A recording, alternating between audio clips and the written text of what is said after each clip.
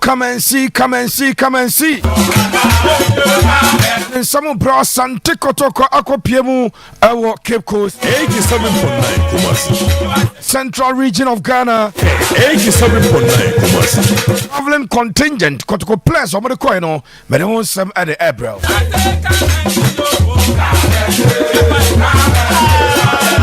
The Krobia players mienu one are out for a considerable long period. Relative say 5 weeks, that's a month and a week. A one answer and one depending our perspective.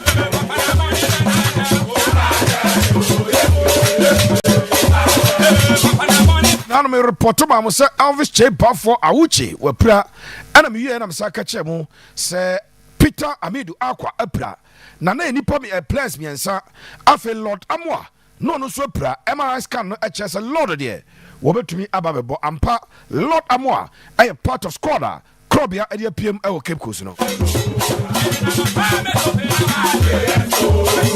who plays in injury situation others but they want some April via Asante Kotoko Enra Walid Fuseni Nema Evans Ousu and also Evans Oseusu Ose Capito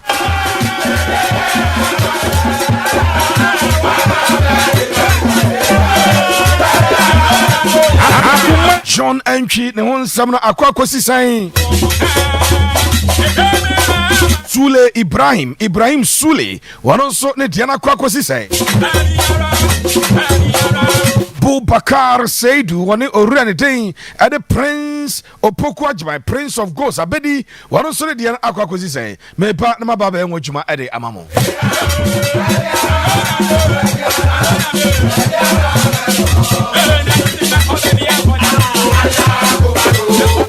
Another draw for the CAF Confederations Cup and the CAF Champions League. A basso Asante Kotoko. One more a draw. Kwara United of Nigeria. Kwara United of Nigeria. And after Bibiani Gold Stars, champions of Ghana. One more also Akwako draw cider. The JS Kabili of Algeria. You know some at the Ebrewa and your Asam Ketokra.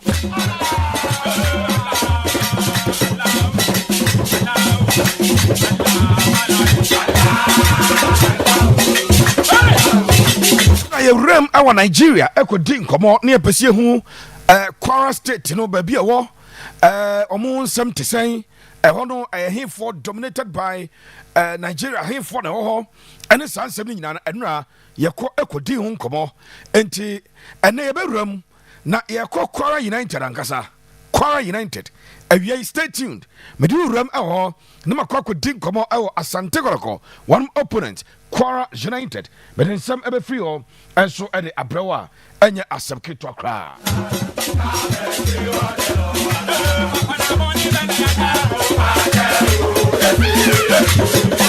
For the Continental Club Masters, Glorious Accra Hearts of Folk.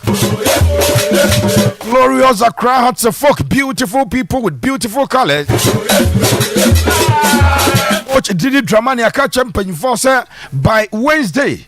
Now, as we year transfers, you know, at the Amana by Wednesday, Hearts of Folk transfer business, you know, no more year at the Ama Didi Dramani. It's as a Sunday or Bohomo Cup or you have about Democracy Cup. No room about the Gaka top 4.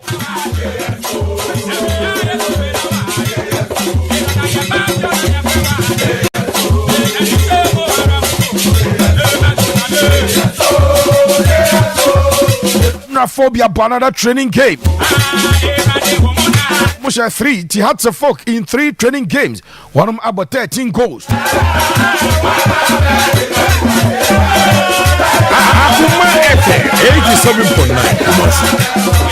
Makuma Kunsia our Hats of folk. One more acquire more medicals. 6 players are completing medicals. A players payer, but won't 7 to at the amount.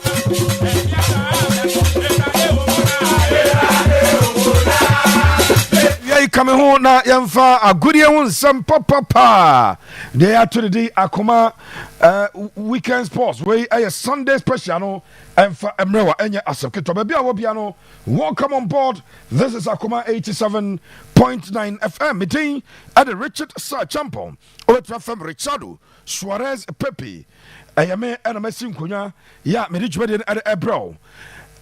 Emmanuel also Little, the chief executive producer of the show. Little Ewa, DJ China, Edward Matthew Die, one also Ewa, Kabiru Muhammad, one o Etayachi, ya Enya Sabkutwakra, and I so Kesa for the Great, and so Ekawa, Enya Asabkutaway, and one more Menomo Ewa, ye, ya, did you know at the Ebro Oko, YouTube no soa, na wasache Pepe Suarez. Pepe Suarez.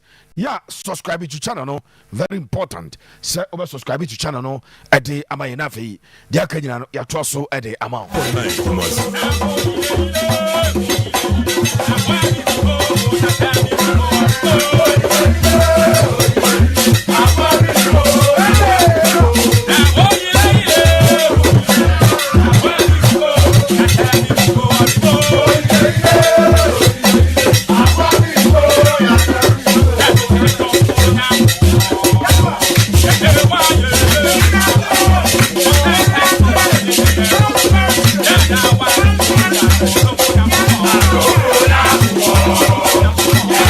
Okay, yɛmfa Germany ye free my na ya but braso say yede eno esi ho na fe ye to so ede de aka no ede ema so. First of all, Asante Kotoko wamo etim ne o kasai wamo ode wani echem a the central region of Ghana eho and a pre-season phase 2 to so na Sere Kotoko state no ka say our traveling squad for the second phase of the pre-season.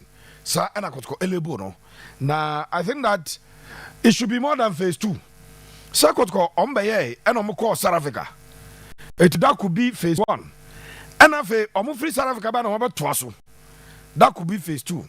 This could be the phase 3, but officially Omoyo Madiano, almost say the second phase of the preseason at Twaso. Now almost say as traveling squad for the second phase of the preseason. Where a players are Kotoko at your room. For one a preseason continuation. Cape Coast. 83 goalkeepers. 3 goalkeepers. Namkaza preseason on the 40 by 3 goalkeepers. And so Muhammad Kamara, the Guinean. Muhammad Kamara. One Ekambi. A branch of the team added Dari. Aziz Haruna. Aziz Harudari. One and so Eka squad. Akopiemu for preseason. One account be and after Benjamin Chum Benjamin one also account be so Asante at the 3 goalkeepers and Akopiemu 3 goalkeepers and the Akopiem Cape Coast and I'm there to Kamara Aziz Dari and Benjamin Chum. Now me check say Kamara looks like the first choice goalkeeper. Then Aziz Haruna, the second choice, obviously, and Benjamin Chum, the third choice. So in the absence of any of the 2 senior goalkeepers, you know, say one at the Bakubia Eba, the Obebano, Benjamin Chum, and deputize, and 3 goalkeepers, young defenders, you know, and the defenders is led by the 3rd captain of the club. Abranton did Lord Amwa. So Lord Amwa and Shaibu Abubakar.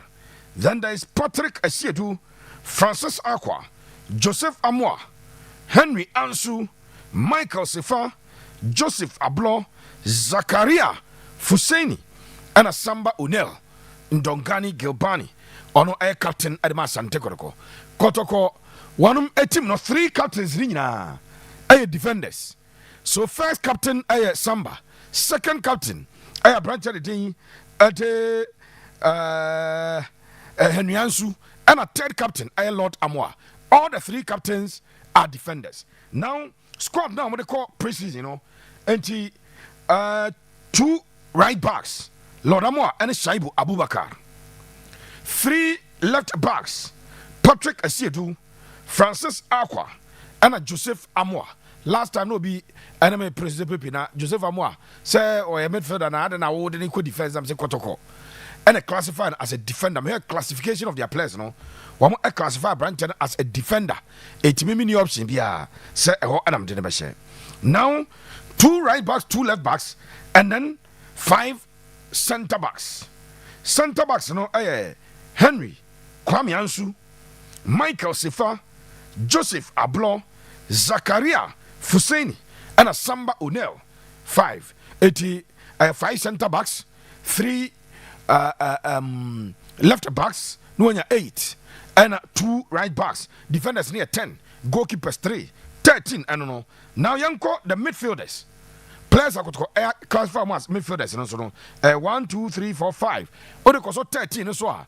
Now when you 18, and the midfielders are Seth Kojo, Lord Hilary Adabo, Emmanuel Enchi, Baba Yahaya, Hubert Joe, Seth Kojo, and Hilary Adabo, holding midfielders.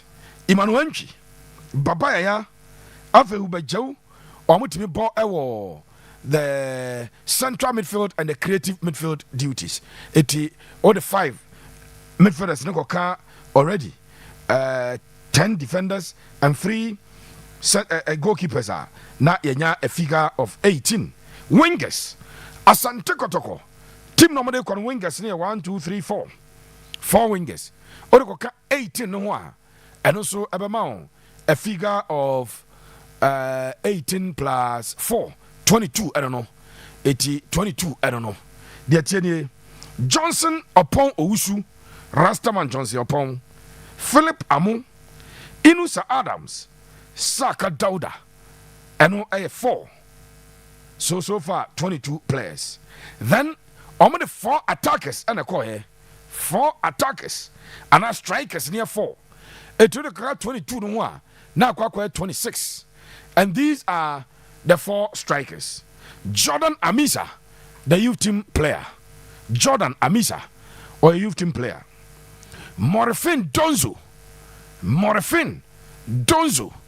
One of the Guinean forward. Albert Amwa and Kwame Opoku Bayi. These are the players. Asante Groko Edio Eurum. Enti overall, Okani Naboma. A number of 26. So 26 players.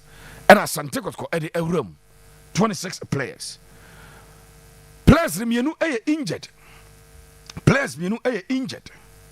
So 2 players are injured, no?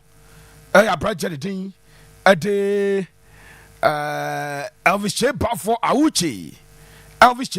Awuchi. One will pray Kotoko Ediaba.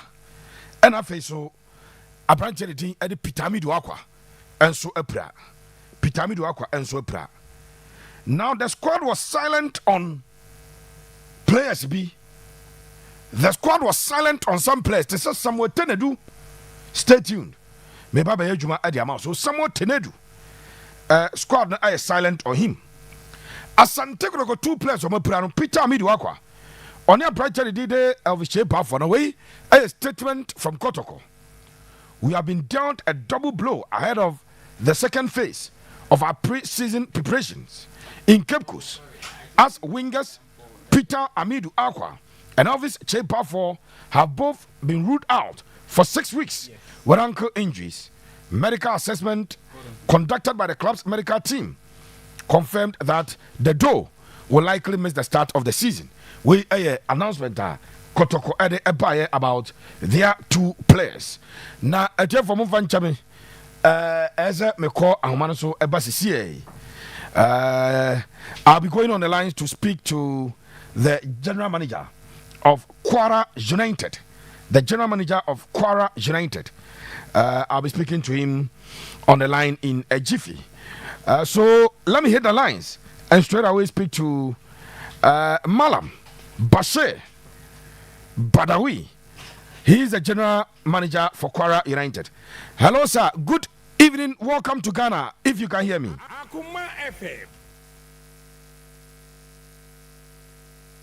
Hello. Good evening.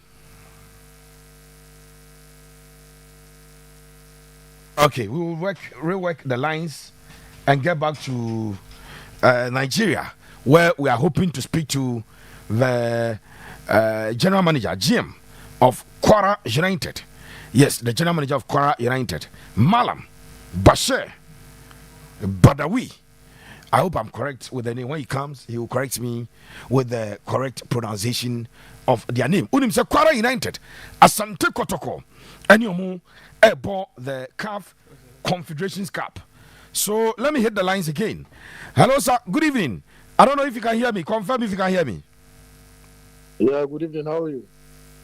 Thanks so much for joining us. We are speaking to the general manager of Kwara United, Malam Bashir Badawi. I hope I'm correct with the pronunciation. Yeah, no problem. You are correct. No problem.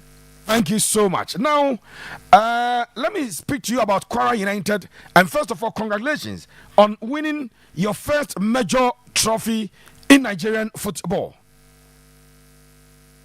Thank you so very much. It's my pleasure. We appreciate Almighty God. We appreciate Almighty Allah. How difficult or easy was it for you to lift your first major title in Nigerian football? And actually, it's the same race in football. You keep planning, you keep working. I was not part of the team before. I was in Rivers United before my appointment as the general manager of Kwara United about 6 years ago. And lo and behold, when we came on board with my chairman, Mr. Kumbiti Chiloye, and other members, we are able to secure a Confederation Cup about 3 years ago, if you remember. Now, the major trophy, we keep pushing, we change the mentality of the club. And as ambitious management, chairman and the GM, and the good players, we were able to, for the first time, to break the jinx after 49 years. And here we are now. We are the champion of the Confederation Cup in Federation Cup in Nigeria, and we are going to represent Nigeria in the CAF Confederation Cup. I am very sure that your next target will be to win the Nigerian Premier League after winning the Federations Cup. Absolutely. That'll be the best way to complement the effort and the support by our financial. I am very certain in my mind that the people of Kwara State, especially the capital, Ilorin, and its surrounding communities, are now growing in confidence after winning the cup. What is the expectations ahead of the Confederations Cup that you'll be embarking on? Nothing more, because we represent Nigeria about 3 years ago, but we didn't win the Federation Cup in Nigeria. We only came fourth in the league, and so we represent. The expectation will be for us to surpass the record we recorded last time we played in the Confederation Cup. And we are not here to boast. We are just here. We are going to play the same thing. Football is the same thing. It's not a war. It's not a do or die. We'll try our best to see how we can go to make our fans and our supporters and our well-wishers happy. Listeners, we are speaking to the general manager of Kwara United, Asante Kotoko's opponent in the Confederations Cup. Sir, let me ask you specifically, what was your first reaction when the draw was going on and you realized you are pitted to play Asante Kotoko, a giant of the African game? No, there was no any reaction because Ghana, I happen to be a fan of Ghanaians, and I believe I love Ghana so much. While I was in Remo Stars last year, before my resettlement back to Kwara, we came to play Medema. Medema, yeah. In Ghana. I was in Ghana. I don't know, are they playing the same pitch? No, we're not playing on the same pitch. Okay. So, football is about football. And I believe with our relationship in football with Ghanaians and all that, it's like coming back home and let us come and see. To continue our friendship with Ghana. Even your Ghana Federation president is my friend. I still have his contact. I still have his picture here. After that, I can send you, I myself, with him, a picture when we came to play Medema. So it's the same reaction when we came to play Medema. No, nothing changed. It's football. Right, it's football, but the difference between Asante Kotoko, who are 2 times champions of this, even the biggest competition in Africa, and your club that is, let me say, a young club in African competition, is very clear. Yes. Are you confident that you may be able to scale over this hurdle? Oh, definitely. Now, football is about confidence. Football has changed. If we recall back, there was a time Accra folks are the champion, leading everywhere in Ghana. At the time, it was Asante Kotoko leading everywhere in Ghana league. They won the league back to back.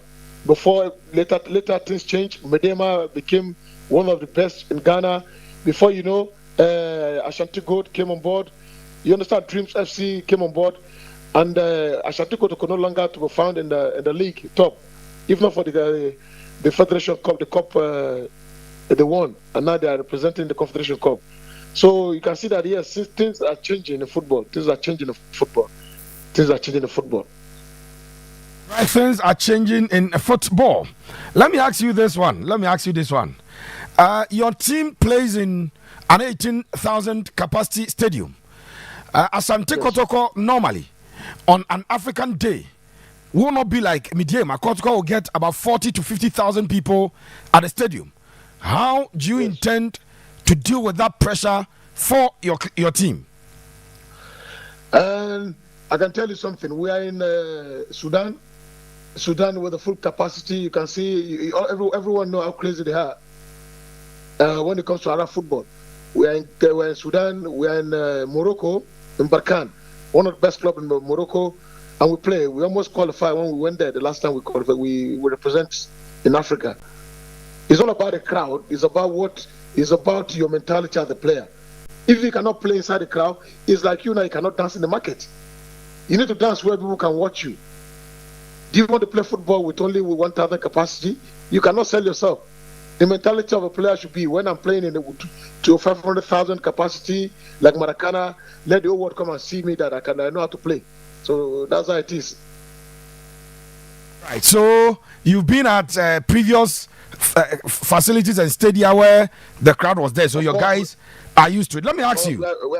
Of course, we're in Barkan, in Morocco, we're in Sudan, we're in Niger. We're in Egypt. We have been in Egypt before. So, tell us about your team. Do you have young players? Sometimes you see every team has its philosophy. Is your team about young boys trying to bring them up for further transfer to European market, or your team is a traditional team that has top quality players in your league? No, we're just coming up. So you for a big team now. You for a big team. You can see. You can check our transfer market. You can Google it. We are coming up. So you should take it easy with us. How do you plan to eliminate a giant in the African game in Asante Kotoko? They are a huge club, as you said. We are going to play football. Then after football, we are going to eat kenke. Isn't it? Sure, kenke or fufu. Oh, well, yes, anything, no problem. Let's see how it goes. It's right. Football. So once you've been in the CAF interclub competition before, I want to ask you, normally teams find it very difficult to combine the domestic competitions with the African competition. And of course, since you won the FA Cup, the expectation back home is that you will continue to be good, especially at home and then on the continent. How are you going to blend the two competitions to get the maximum results? I told you we played this tournament about 3 years ago in the same league and Confederation Cup, and we're able to cope. So it won't be a different one, by the grace of God. We are going to play. Is Ashanti Kotoko not playing in the Ghana League? They are playing the Ghana League. They are going to cope the same way we are playing in the domestic league here and Confederation Cup. So we are going to try and see how we can manage everything, and everything will move accordingly. Coming away to play the first leg in Ghana, do you think it carries any special benefit for you when the return leg will be played back in Nigeria? No. Football is about, you can play football in your house and lost a match. You can play football away and you lost a match. It depends on how the game played. Am I correct? You sure having an advantage playing away or playing? No. That doesn't apply in football of today. Maybe football of old days. Let me ask you. So, will the second leg be played at the Kwara Stadium? Has it been approved by CAF that you have a license to play your games there? No, we still expect the CAF inspectors to come and inspect the stadium. Have they come to inspect the Ghana stadium? No. Not yet. We are going to wait. I can't speak for that until we hear from CAF. The last time you competed, did you play the games at the Kwara Stadium? No. Then the stadium was under renovation then, so we didn't play in. We actually play in Lagos the last time. All right, so that is some piece of information that we wanted to find out. So, but I've seen your facility now. It seems that you've given it a facelift, and so you have confidence that CAF will approve for you. Oh yes. Hope so. So that if you are coming, you are coming to Ilori, and come and enjoy yourself too. Sure, I'll be coming because I used to stay in Port Harcourt, and I would love to come to Ilori. You should stay where? Port Harcourt. Oh really? Sure. From when? I stayed there for like 3 years. I was in Rivers United now. I told you I was in Rivers United before I used to visit Rivers United, your stadium, and even the new stadium. So when I come, we will talk more. Now, let me take you to the final piece of my question. You know that between Ghana and Nigeria, almost always when there's a football game, we are brothers, but of course on the field, we compete very well. How is the rivalry between Ghana and Nigeria going to play out in this particular tie? I like I rightly said before, I said we are brothers with Ghana, irrespective of what is going on now in Ghana. You can recover that. Thank God we made mention of you staying in Rivers for 3 years, and I believe you enjoy Rivers very well. Very well. One of your brother back then was working in the radio, Kofi. Maybe you know him. I know him. Presenter in Port Harcourt. He almost become a landlord in Port Harcourt. So, of course, the relationship between Nigeria and Ghana is beyond football. But football unites us more. There was a time when I was in Dolphin, we normally pick our best player from Ghana. All the Ghana player, Bobby, Shot, all of them, we brought them. When I was in Dolphin, they actually love to come and play in Nigeria. So that relationship is something that no one can change. Nobody, forever. Because football speak one language. It's not about yahoo. It's not about what other guys tried to come to do in Ghana or what Ghanaian people come to do in Nigeria. But football is one nation, one word. Right. So what is the target for Kwara in this season's CAF Confederations Cup? What's your target? What will you consider a success in the Confederations Cup this season? The success is to play and win the cup. Come again. Is Asante Kotoko target is not to win the cup? Are they just going there to just to go and dance or to go and drink coffee? So you are targeting the ultimate? Yes. Right. That's an ambitious target, and we are hoping that. Let me ask you, your preseason, your transfer business, everything is concluded. You are done, and you are waiting to start your season. I'm with you. I'm asking if you are done with your preseason preparations, all your transfer businesses, you are done with it, and that you are only waiting to start the season. No, the Nigerian calendar, we are still on for the transfer season in our domestic league. We are still in the preseason period. We are not yet concluded with the preseason. So who are the top players that you have signed this season for this campaign? No name in particular yet. We are still working. Every club in Nigeria is still working. All right, I'll be contacting you frequently to find out your the players that you snap up for this particular campaign, so that we know how strong your team will be ahead of the competition. No, we are not strong. You know, Asante Kotoko is very strong. Somebody just sent me a message that Malam Bashir is only playing mind games. That Kotoko is big, Kotoko is strong. You are playing mind games.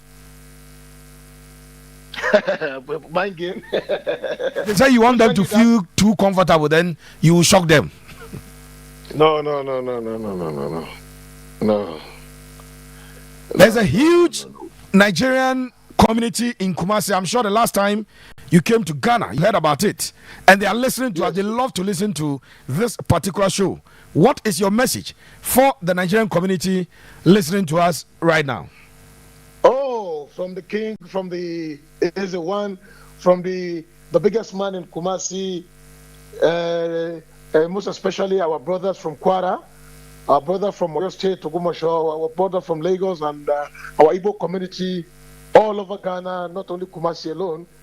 Our message is for them to prepare to welcome the giant of the Federation Cup in Nigeria to Ghana, so that we can at least, let's have to meet ourselves to cheer Kwara United to victory come on the 19th or 2021 September. We'll be glad to see them happy. We'll be glad to see them comfortable living in Ghana, and we'll be happy for them if they can receive us too, so that we can be comfortable when we come to Kumasi. Thank you so much, Malam. We'll be expecting you in Ghana, and when you come, I would love to host you on this particular show so that we talk more, and then we'll come back to Nigeria and then continue from there. Thank you so much, my friend. Thank you so much. Thanks for your time on our show. It's Boko. Boko Bibia. Oh yeah. I'll teach you more of our language when we meet. No problem, my brother. Yeah. Thank you so much. Yeah, you're welcome. Bye. Right. Enti yene odwani echiremu a yekopie mu ewo Kwara United. Kwara United.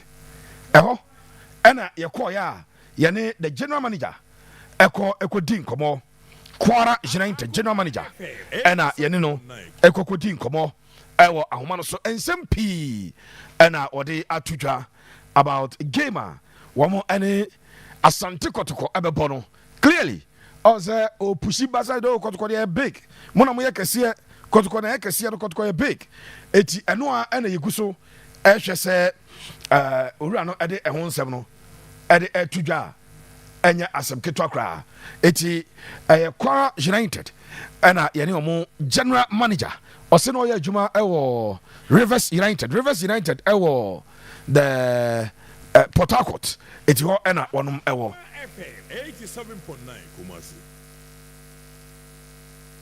enti sapepe ena ensem no etie a yede ehon nsem no ede atudwa ede ama yen etie for pacho oya Kotoko supporter. Yes, Kwara United omo general manager ena watene nka no na omo ye team ba ko a no omo nshada any foreign players ewum omo team omo nshada any foreign players ewum we will profile them. You be profile omo ti Kabiru. I cut 30 minutes to the end of the show. Kabiru will sit down and do a work on Kwara United. Omo team no omo top scorer last season. Omo position on the league table. Number of points are wamu enyaye, number of goals wamu share goals wamu concede ye ni nyina no before the end of this show. Kabiru Muhammad, or one of the top up and coming sports journalists when it comes to yampa paimua. Kabiru ayesa adwuma no eto oba be wuram na odin 7 nyina no ede amaye obe wuram akire Kwara United for strength omo weakness de that will be done by Kabiru Muhammad. Ya ono yene no ewofia enye asem ketwa kra nemum yakọ akọfa nsem nyina ede abrew eno ayese de ensem no enso etia yade ensem nyina ede ebre yen ahwefo ene afei yen etiefo wi ayese de ensem no enso esi etie na mete won nsem no ede ema wo enche bia na ewuram ede ensem aka no enso ede abasade ye headlines no ede ema no we interview ebewuram me catch us yebeko ne akwakofa this particular interview ampa yakwakofa ede baba me mfa nto ya Crystal Palace as a Liverpool penalty shootout, the Community Shield, right? FA Community Shield. One able 2-2 during regulation time, and Crystal Palace atwaso edin kudim on penalties almost a 3. Emma Liverpool eshemu mienu. Eti Crystal Palace are the Community Shield winners for 2025. Omo ena aje Community Shield no edi esi omo nan so a yede won sem no edi ema more ewo ensema yede ebrel no mu exclusives na eye more ba ko pe ene yakoyi edi ama ya hyase ema Kotoko wo mo squad mo de akopie mo Cape Coast no ena afei yakwa kofa sa exclusive interview yi edi abrewa yene the general manager of Kwara akwakọ wie edi afri ho me pa Asante Kotoko team na ekopie mu ewo a central region no. The question is Pepe ahemfo na eba be so last minute transfers no ahemfo aka ho biem na eba. I know those are questions that wa adwiri mu a ubisa eno questions are ubisa na ye be ho adwuma enso de amount enche bia ye be ho adwuma de amount. Asante Kotoko kwa mo ekro no ye be ma daily report. Yabema daily report. Yabema daily report at the free and 7 mu said ye esi etie update daily update ebeba. So Kabiru Yanko players ben and anya part of Tripper Kotoko Edia room ewo central region. Asante Kotoko woman next phase of preseason no players ben and anya part of Asante Kotoko team no. We said esi etia yewram na yeyi all the updates no and so at the ama first of all mama Samuel Tenedu final eto page no so ema misisi Samuel Tenedu a player of Asante Kotoko akwadano a last season and Kotoko a sign from Lagos Cities. Asante Kotoko efano from Lagos Cities. Na no question me say before Kotoko ever first Tenedu efi Lagos Cities no na abranche na abobo a enye ball ketwa. That season open the top midfielders in our league.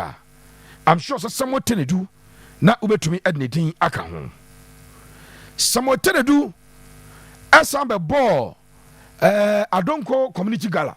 Adonko Community Gala na bola oboye no na nyasam ketwa Adonko Community Gala so wasan ebe ginam be gidi papa na performance na e wosoro we said Samuel Tenedu enkomo no ebaye.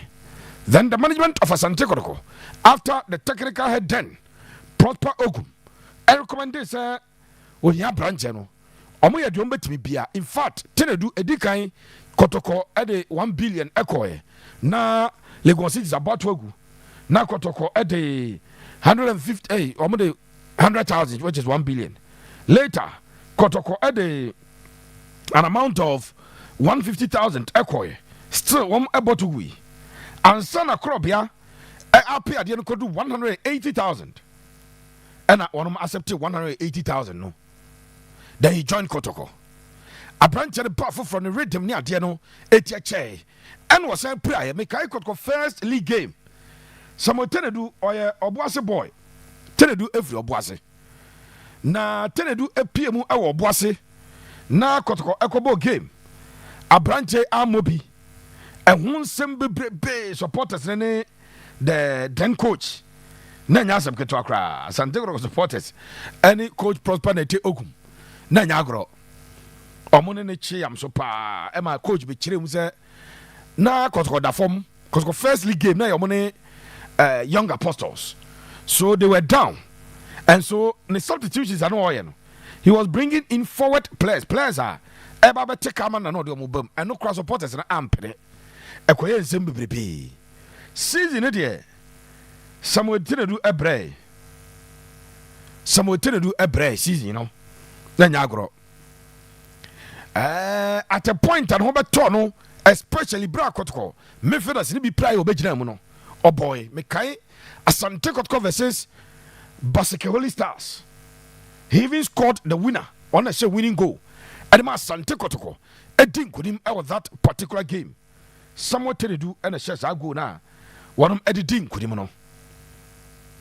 And the Modemono was I could pray as he pray as I by Ampa. It coach, current coach by Abrante Wamobi. Current coach by Wamobi. And the Zito when a single minute more. And a branch no. I feel what Tona Kotkos South Africa Wankobi. But why training? Kotoko started training last week, you know. Thursday and Friday.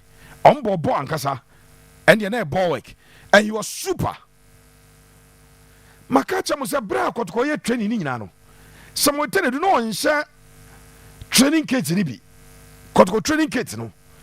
Official training kit for the 2025-2026 season, you know. Not on Shebi. So now me wonder say I didn't think that someone tell you do Shebi. Now squad na Asante ko ko two jano. A branch of the thing at someone tell you do enka squad na Asante ko ko two just somebody copy the next phase of their preseason. Can be so better be ya.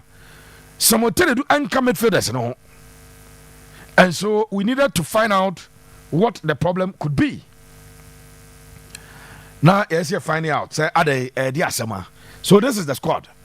Osha, baby, I got labeled as midfielders. Seth Kojo, Lord Hilaria Dabo, Emmanuel Enchi, Babaya, and Hubejo. These are the 5 players. Asante Kotoko, Edio Mako Pim, Cape Coast. 5 players, and I could go Eriko Cape Coast.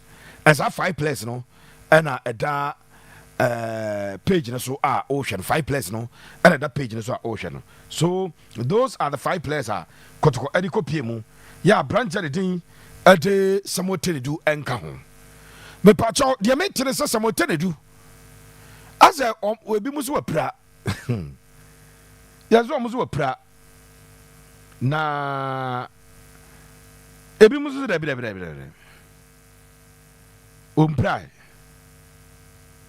umprai bia a branch and a fit and pop me say be the medical team of Kotoko a different idea dia yenim. But Thursday, Friday, Kotoko free South Africa by was a Wednesday. Omuko menshia Thursday and Friday. Omuye training Wednesday, Thursday, no. Thursday, Friday, no. We were there. And somewhat Tenedu participated fully in the training session. Or a full training. And now you wonder, sir, as I told you, sir, a branch and a pra. Mr.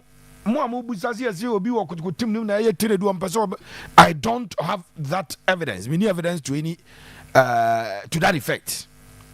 But the minimum branch and a fit. And according to Benkoma Midi, our technical team, no, almost the entire man for Tina Duancono, medical team, they say on your fit. The medical team says some would do on your fit. Now, this is where it is surprising. So, Kabiru Krope Kotoko message, you know, the two Twitter, X on announcing the injuries of 2 players. No, some would do any hobby. Officially, Kotoko Adababonte say players Mienubia Prano. Somewhat Tenedu, Niti any hobby. I just want to say a chance and I see you. Somewhat Tenedu as we speak, Kotoko Fama Bonte say, Omani Juma season Ebano. Officially, Kotoko Emfa publication Bia Emma Bonte. So somewhat Tenedu and Katimno for the 2025-2026 season. Amon for Bibiamai. Emma Kwadana Aya training. Thursday, Friday last week. And this week there, omoya physicals and kwa. Na brand new training case na buy musa samotere do enshebino. Me busa ko company for say adan e bia kwadano onka ho na. Me pacho we yakotko statement of the buy no. Chenye. We have been dealt a double blow ahead of the second phase of our preseason preparations in Cape Coast. As wingers Pitami Duakwa and of his shape for have both been ruled out for 6 weeks with ankle injuries. Medical assessments conducted by the club's medical team confirmed that the duo will likely miss the start of the new season. Eti Kotoko official announcement. Amade Baba Ntebe chese players bi aprano. Samuel Tenedu di anka ho. Omo se nipa mienu. Omo nyina ye wingers. Elvis Chebafo and Peter Amidu akwa. Kotoko announce say Tenedu apra. It is a technical team member mom say Tenedu apra 20 bin kobia. Adentina technical medical team ni kokache technical team for so apra 20 bin kobia. Adentina Kotoko am publish bi because Peter Amidu akwa out for 6 weeks. Elvis Chebafo out for 6 weeks. 1 month and 2 weeks they will not be part of Asante Kotoko. And so if Tenedu was injured, Nami expected Sanka Tenedu and so Omo Ade Ebebase Abranchano and so pra. But Osha publication Kotoko Ayana Baby no Omo Tenedu di se we pra. But I can tell you, sir, this is the list. Now the meetings is here, sir. Technical team no demanded from management, sir, Omo Tenedu and Sanso Emra Cape Coast. Samuel Tenedu Emra Cape Coast. Asem we on asem ane kan ye kana me se den omo che club no new training kit no omo amasa mo tell you bi na ye one instruction equipment officer ne de ye de din na be ma no okwa yibima Kabiru yibima Pepe yibima China ne amount little din oba untimi ma little bi so on whose instruction and omo che training kits jerseys na Samuel Tenedu omo amani bie. And what is the issue? If Kotoko doesn't need Samuel Tenedu, Kotoko will not be the first club was any player and was doing any bie. I think it is fair and proper. Sombe nemi. But the American say he has been recorded. It is Samuel Tenedu ebe journey team no. He will Cape Coast. Controversial. Tobe journey team no. He will Cape Coast. We the ma pick se and me peke eno enso ewa me so me danchiri e de ama ahafo no ene etiefo muti akoma 87 FM. So Tenedu is not there. Then Peter Amidu akwa said me kan yi obetcha say Peter Amidu akwa enso out for 6 weeks. And now me be catch me no mani abere say Asante Kotoko medical team no, if they think that some players are not fully fit, I'm going to recommend my management. Na players need enough rest. No munya proper treatment. So the season ever drew by be here pano.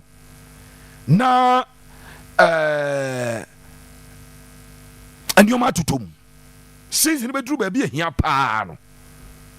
Nenya Faye and a player Bibe last season. One of the key reasons why Kotoko did not win the league last season. Messina injuries by Yenano, Nippon Bebe, now Omobo full prosper, Teogumti, a prosper. No question say one of the key reasons they injuries to Asante Kotoko.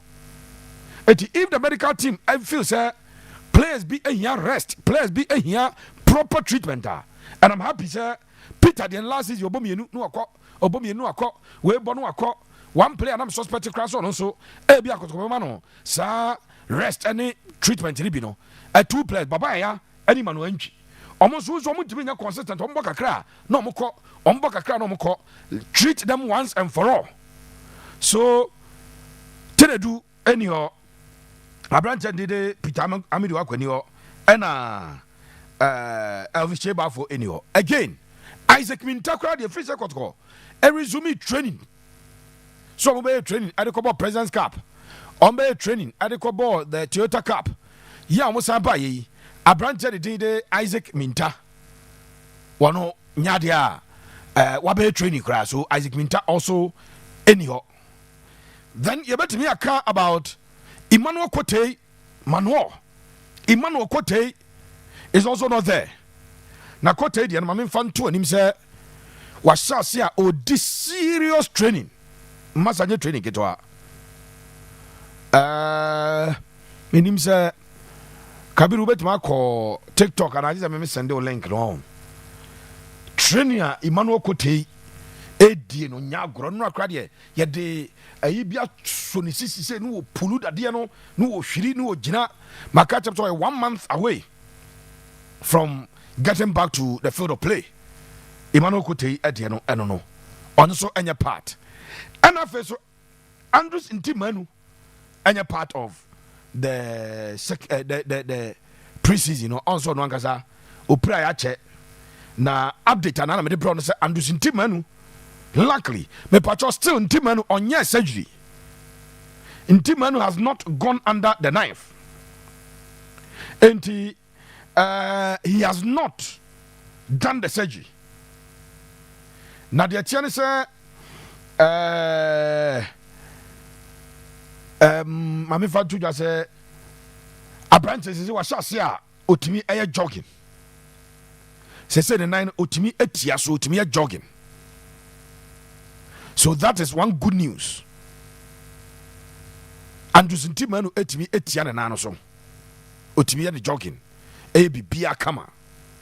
We are just hoping say Asante did Andrews Ntimanu ne treatment ne beko yi makase Kotoko preferred the surgery.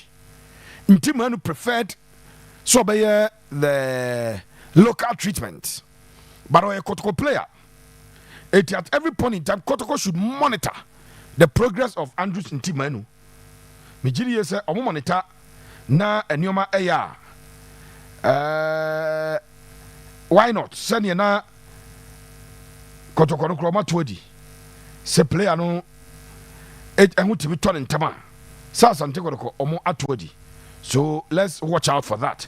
But the minimum and say a branch of the thing ete Andrews Ntimanu asase a otimi etia na nano so enkakan kakra otimi tia na nano so kakra na was starting light jogging otimi jogging enkakan kakra na otia na nano so de ko de ba eno Andrews Ntimanu I don't know Andrews Ntimanu I don't know. So these are the players they are not part of the preseason Asante Kotoko Euram. These are the people, and I said the players are one more encounter. The shocking one no air some within no. Again, Osha listen as well. Players on by observation. Players are omuguso observation. Be anywhere. Kotoko ediomu edin ebaye. And now me catch him say, coach, I catch ne mpenyi for I am so besra omu. Or call akwa PM ewo Cape Kusa. Or person or the Kotoko players and echo.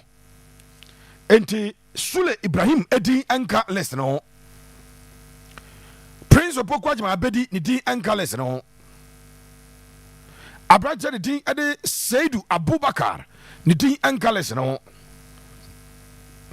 Jonanchi Abeto Jose Kotoko Efano Nidi Anka lesson on Evans Oseusu Ose Capito Nidi Anka lesson on. So Kotoko decided say or the players are on one dia and I equal PM oh me baba here sa players my body and what juma at the amount players ya bobo mudi me ba na baba and what juma and so at the amount, and I'll explain to you why they are not in camp and the progress of wamu edu na dru he why na Kotoko and we are all fan no you be I medicals here for ni nyina no me ba na baba and what juma and so at the amount as part of Jodia Mede Brown Chisam Pepe and a tier way the second topic yet a second topic no and so and so the players who are not part why some do is not there me the amount messages on this particular one and so Abba I'll come and deal with all the messages nemum and maminya way and so na if ya yɛde de aka no ɛde aba Asante Kotoko nyame ɛde ɔma akɔ akɔduru asomdue mu li wɔnom attach down ɛnɛ anwummerɛ yi per the Kotoko plan wɔn ani dwumadie biara ɛwɔ hɔ per their plan anwummerɛ yi Kotoko ɛnyɛ dwumadie biara ɛwɔ Cape Coast sɛ bia ɔmo kɔ training ne ade daabi deɛ ɛbɛtumi si ne sɛ Kotoko ɛbɛkɔ rounds kakra like the normal walk na ayɛ players na ɛyɛ no. So, me anante dante kakra. But Kotoko angel training and no training program this evening. It will start tomorrow. And the American say beach work. Abakoso. Asante Kotoko hit the beach. Na omo akwa beach work. on say all the players no etu mirika ewo mpona nwe no mu a and also training back a normally our physical instructors no recommend it. So okaya last week Monday ewa dakojachi na ye America tuo. Tuesday ewa dakojachi na uhwiri no wasi ha no wahwiri sa. Then Wednesday wamoko Ken UST eko bob bepo Wednesday Ken UST bepo no ana wonum ekoko boya. Thursday omo yete gym Asante koko gym Thursday ekoye gym work ana enya adwuma ketwa. Friday omo back to adakojachi ekoye de ubetuma ka se Cooper test ni bi referee test na utumirika na wagina no homika kra na utumirika wamo ekoye America tuo ni ahoden na eno mawuram ewo Cape Coast sa Cape Coast we American wamo ebeye a lot of beach work. Now the next time I Kotoko ebebo game the Gaka Top 4 and we are 10 days away from the Gaka Top 4.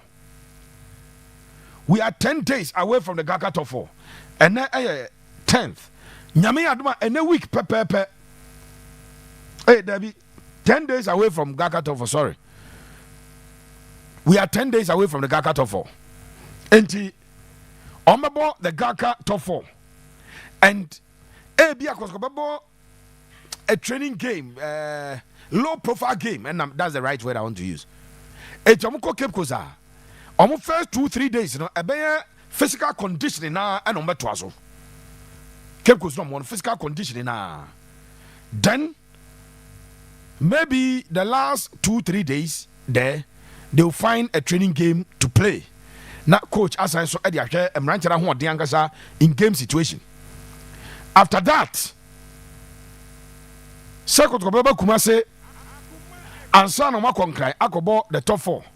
Second ko ebe free Cape Coast.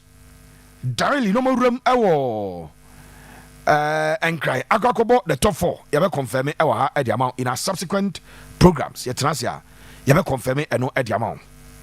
But the bit baka cho say nyame adom krobia Asante Kotoko metema wonum akwako piemu ewo ugwa akoto wanum ewo Cape Coast. Last year omo preparations do na happen here ewo the Indian Sports Complex, Dr. Indian Sports Complex ewo Elmina. Omo ne Gold Stars ebo training game ewo Cape Coast Stadium, but training there no mo ewo Indian Sports Complex. I don't know if but they said a lot of positives about the Indian Sports Complex in the APR. Asante Kotoko ebe twaso ewo Dr. Papa Kwesi Indum the complex na onum aye womo pre-season and so e de atwaso ewo before womo ebe the Gaka Top 4 Kotoko they said yam the cup produce you anoma beje omo GFA Cup omo age the President's Cup omo kwaji Toyota Cup Gaka Top 4 Kotoko besa age na ebre ene enkrabia ene be kire if Asante Kotoko ebetumi akwaje the Gaka Top 4 enso e dia ba ebre ene enkrabia ena ebe kire eno enso e wa ete wonsem no e de ema e Pepe Source channel e wo YouTube no so oba na wa subscribe oba na wa subscribe to dwumadi no na yakoyenim enso e wa enye asem keto akwa Pepe Source e wo YouTube ena oguso a oso o hwa ede wonsem no e de ema wo no sisi adwumadi no e live obetimi akọ na wakọ akwa bi. Thank you. Na ma memra mo messages ne so kakra na me deal with messages a mode abrem ha no ma me enyi messages ne kakra enso emfa emfrio ya beba na maka cho se Kabiru ya adwuma bi e de amaye Asante Kotoko opponent oba be profile omo but me has exclusives it me new messages no na fe bin ko hat folk na me ko exclusives no emfa emfrio si Pepe. I heard one of the IMC members want Kotoko want his player to be registered in Kotoko and doesn't want Teredu to be registered. Pepe, go deep into it for us. Yes, trust me, I'll do that. I know I brought Kofi Boama and the buyer, Doc Richard. I see Mr. Pepe. Kotoko is building the best team for Africa and for Ghana Premier League. For Ghana Premier League, there, our second team will win the league. Fabulous. Say kutu say bam. I know Doc Richard. Edia no Asamanyi Daniels. I say, don't forget that Barcelona can't register players. Okay.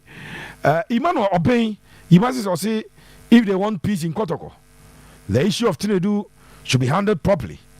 The most expensive player last year, instead of ensuring his success for the benefit of the club, we are frustrating him. And Emmanuel Obey. J. Smooch or Pepe, don't pretend as if you don't know the person doing that. Tinedu isn't injured. He's training fully.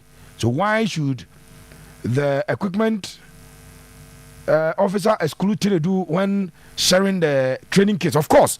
And I make us say the equipment officer works on instructions. So whoever instructed is what we want to know. Equipment officer and no, not the pack as a man. If we want to find out the communication, and I say, yeah, and one answer. But I'm not pretending I don't know for a fact. I don't know for a fact. And I've always said it that when I don't know, I don't speculate. No, I don't do that. Menka and we are one of those things that I'm not on top of the information. 80 me speculate. Thomas no, or this so Pepe, this intimate guy wants to end his career Makacho Washasia or to or jogging kakakra nyamrika too or jogging eteno de tie a son of Freeman or say hi Empress Meda or say good afternoon Pepe Meda Emperor good afternoon to you. I say, please, today, tell the story straight and Kotoko transfers. Okay. So now I'm Pepe, my first question is, why is it that the North Africans mostly meet the Central and West African clubs in the prelims and the first round of CAF interclub competition? Is it a calculated plan? In fact, me wo adwinkyerɛ bi powers asem we are there. I think that CAF and manipulate them to favor them. That is my fear, that omo manipulate them to favor them because ye nyina ne wa na CAF say ye bad ye no obi abobo omo and then straight away ye fa bibiani gold stars and then come JS Kabili mentiase e then na wo mo ko hia JS Kabili mentiase e then na wo mo ya nko hia North Africa for then yi omo amfiri mo Kotoko Asia, a West African neighbor, Nigeria, Nabako film. And I have that suspicion. To say the Medawana. So Tinedu was not part of the squad, please. Yes, said the Kabir de Tosomano. Tinedu was not part of the squad, but Matisse and paying for Afre Safi on Sansomra. Someone and Kunzuko Jokrum and our Evans or say Usu transfer update. Eba question 2. Which people sat down for the continent nations tournament to be zoned, but internationally didn't see the need to zone the club intentionally? Did not see the club's competition. And also another topic, Meda, I've been on it since. Sir Yanso, young from more CAF executive council. I know Moon proposes say, yeah, but under 20, under 17. Yes, see, Yanko groupie. Meanwhile, dear Makasa, open the whole world. Amaya Abobra Power and a 70 World Cup. West African countries, Nigeria, Ghana, Brazil. But a brand new day, I say, Yanko Bonus say, baby, Ghana and Nigeria. There be a move I could qualify. Meanwhile, these are two of the very best in the world when it comes to under 17 and under 20. But a Kobasi, a Kobo. CAF Champions League, yeah. Then they football for another be a favor the North Africans. I agree with you. It has been something that I've been on for a very long time. I've been on that particular tangent. Young Quenim. Also, good work, Don Pepe. Good work done, Pepe. You do your thanks for your update. No, your first Samuel. Apia Kubi. Pepe, I'm hearing that someone is sabotaging some Tinedu. If that is true, that person should pay 180,000 Ghana cedis for us. God will pay that person The evil that men do leaves after them. We so I think Kotoko will go there before. This Quara United general manager knows how to convince and hype matches. I like that. Pepe, you are doing a great job, and I wish you the best. You are the best. I'm watching you live from United Kingdom. Kwesi Nyako Minta Edie Enono. Frank Ampofo say, please update on Sabotage Miami. Also Richard watching you live from Germany. Nana Samuel. Emmanuel also was a good work.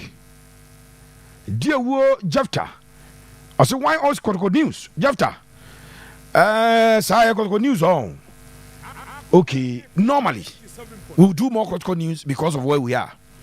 Ebianka or Central region, Western region, baby. Ebianka more news on dwarfs and vipers. I'm in Kumasi. The chunk of our listeners are Kotoko fans, so we do a lot. But yeah, has a jumapa. Eti dear wo, yeah has a juma pa. And we are me bahas. Aba me exclusives at the free ho. Pepe, tell Gold Stars team that if they don't contribute to the renovation of the Bayern Stadium pitch, we Kotoko supporters will not allow them to use the stadium in the Africa match. Doris Boache, Dennis Boache, Dennis, Pepacho Dennis, Kotoko Crown, and there's somebody 2,000 pen about. And you're going to do kind of renovate, Mr. 80 Sa and also Etie super fantastic sports presenter by all standards. Your love for the local news and Kotoko news is top notch. I'm Dr. Richard Anicom. Dr. Richard of Anicom Pharmacy, one of your top fans. Big ups. Thank you, Doc. Thank you so much. Thank you so much. Medasipa. Those of you who are saying that an IMC member is sabotaging Tinedu, is he the only player who was bought last season? Personally, from what Justice Blake came out to say about the players, nice medal who suspected to be more. Ebi Abranche and you may be home. Good evening, watching live from a Juso market. Nana Haruna Yidana Eddie and Roxanne Adama. Any update on Evans Osei John Entry and Sule? Maybaho, no my normal. But Kabiru, Yanko phobia mra. Yaba na yabeye diakano. Exclusives on the Continental Club Masters. Accra Hearts of Oak. Beautiful people with beautiful colors. Almost exclusives, you know. And Madruswa. Maybe at the amount. Intimate Pacho. Hearts of Oak stories. And Madruso. Me paying every year. And so at the amount. And some P. And a free Hearts of Oak. I say Eba. Number one. Coach Didi Dramani. Akacha Hearts of Oak management and Hearts of Oak board. Say and sa Edan Sayam. Wasra Mwanda. Say Opesa Onya the full complement of his team. And Sana and Sunday, right? Monday, Tuesday, Wednesday. And Sana Ukoda Edi Enimi Abba. And 10th. 11, 12, 13th. Opesa by the 13th. Now when you the full complement of the team, no when you're munina. I know and some coach at the ato the management and himself or more emano. And the coach personally communicated this message through the MD. House MD. Opinion at the what is it? Opinion the Delali Anku Adiame. And or communicate at the final so say or per se onya the full complement of the team no before ebedru Wednesday before Wednesday or per the full complement of the team. Me patcho has a folk players makumaku ensia akoye medicals awie 6 players awie medicals. Announcement officially MI has officially on my sign 4 4 has announced officially. But players in Sia acquire medicals. And I'm going to walk you through some players nina. Etimami goalkeeper Solomon Agbesi. Name Fantuja. So Solomon Agbesi. Wano Abomoden aye ne medicals ewie. And Agbesi medicals no. As at Sunday no pay, I can confirm to you say medicals no successful. Or pass it the medicals no. Solomon Agbesi last week, I think Wednesday or Thursday, and on more Shaban Edin Komo. On more Shaban Edin Komo. And on catch mo say on has a rich verbal agreement. Akasombe signing. Wakwa the medicals. It goalkeeper Solomon Agbesi is done with the medicals, and the American say we pass the medicals no. We pass the medicals no. Enti eno eye de metimi e de ma say goalkeeper na ko pass the medicals a eno eye say de eno so ehun sem etie e na mede e ma no. Solomon Agbesi, he's done with the medicals. We pass it. Now yanko player number 2. Na ne won sam no doso.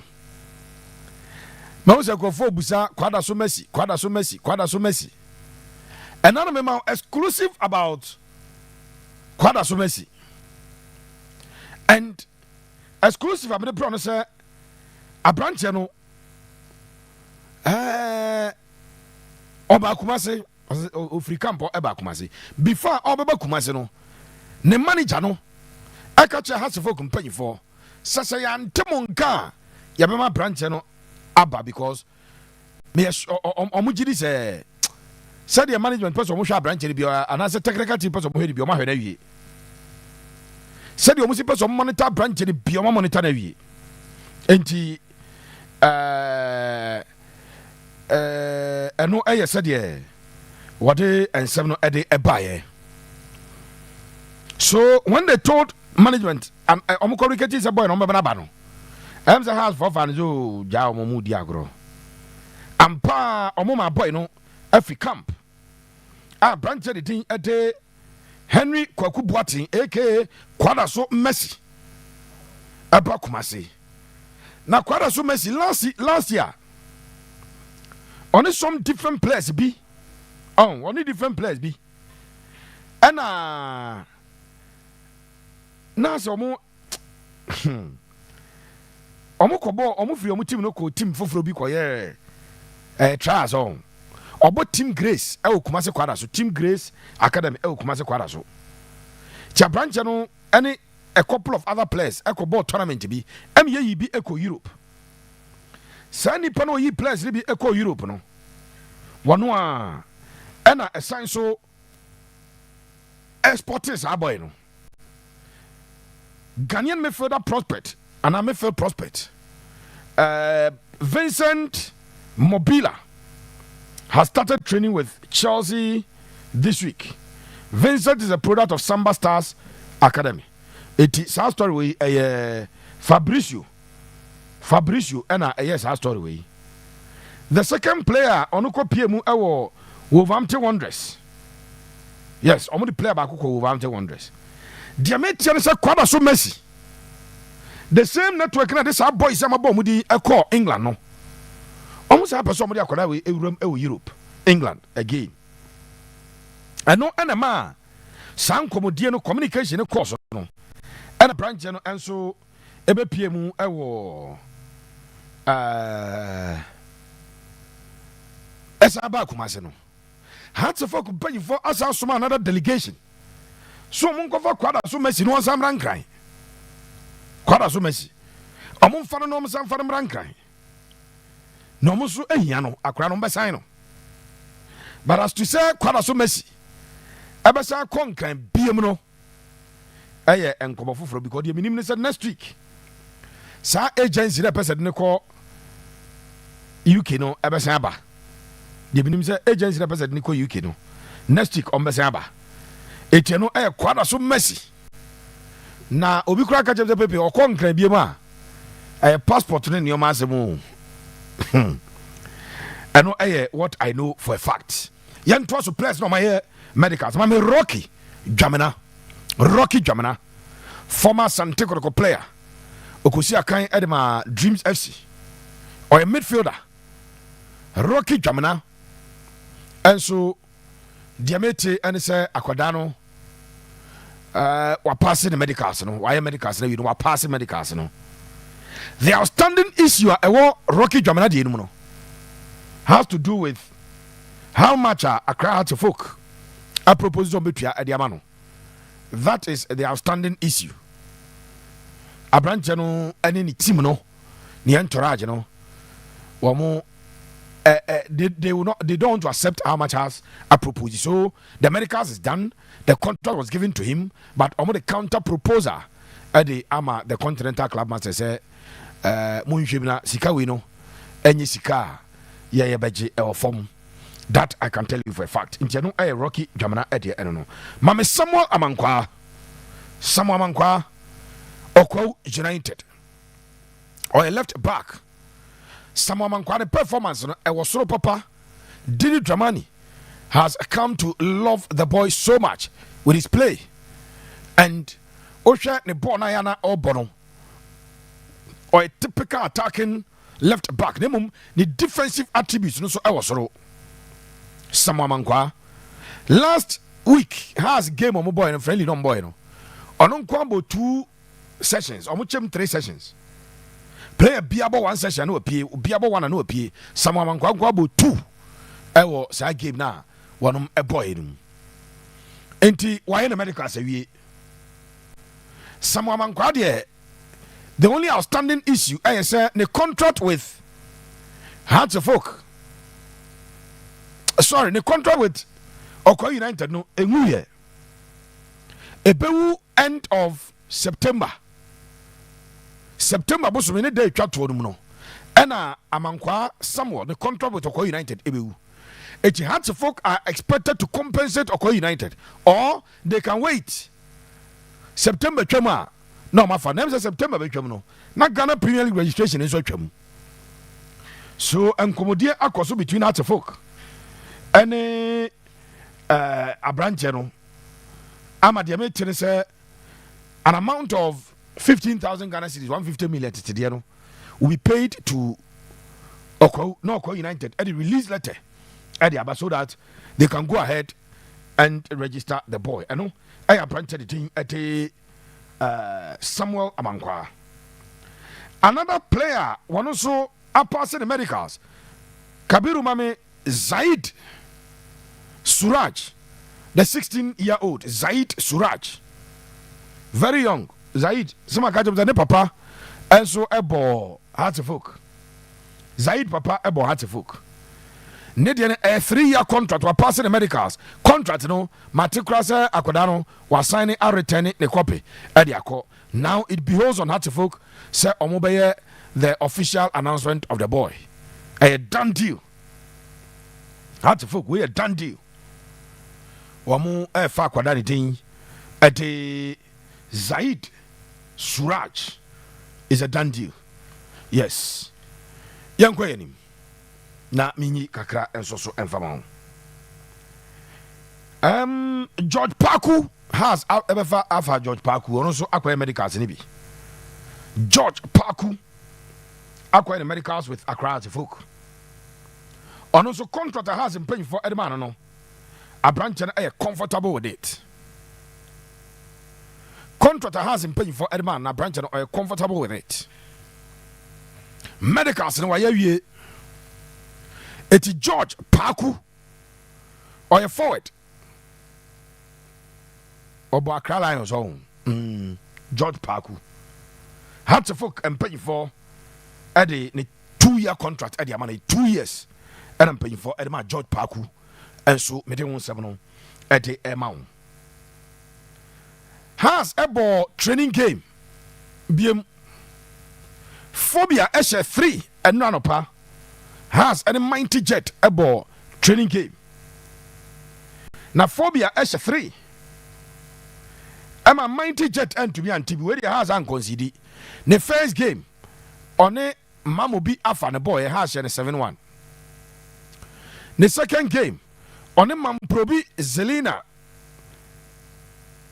ɛna boy ha hyɛ ne 3-1 Hartefok ache Mighty Jet abɔ 3-0 he say ɔmo epagya ayinim kakra so ɔmo free afafoɔ no abɛbɔ Zelina he say ɔmo abɔ Mighty Jet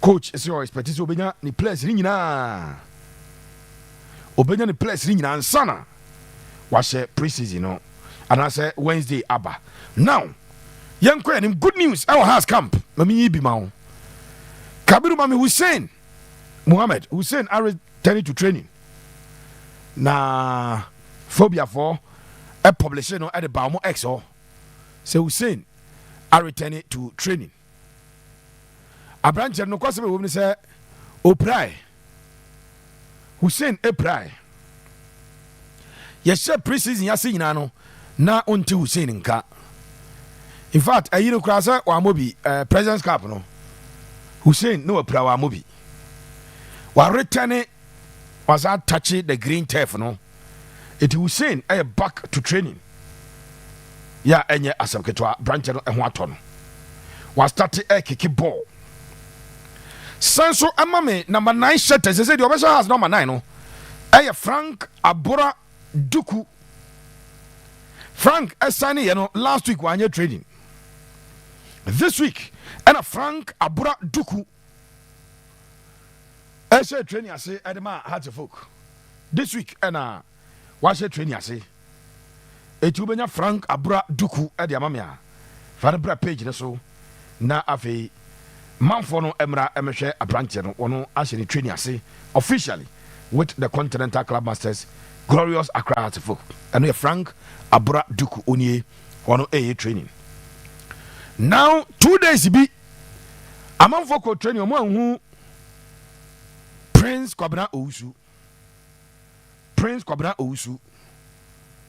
Prince me pacho no yare ne ho dodo no enye pra as a football agenda bia me kyerem player e pra me ka cho so pra we de ne ho na edodo no na me adom doctors no agina so atreat abranche de din ade Prince Kwabena Owusu amene o ka say Prince Kwabena Owusu arigani ne strength was shrage off sayade no eti oye back to training Prince Kwabena Owusu back to training we training at the Accra Hearts of Oak ono so ne ho atona oguso ni training den we de owa metumi de amount a branch a recover fully ne ho aton oye ni training Prince ade eno no satosai akoye medicals me be catch dada full medicals and ne Sunday doctor no catch satosai said ne Sunday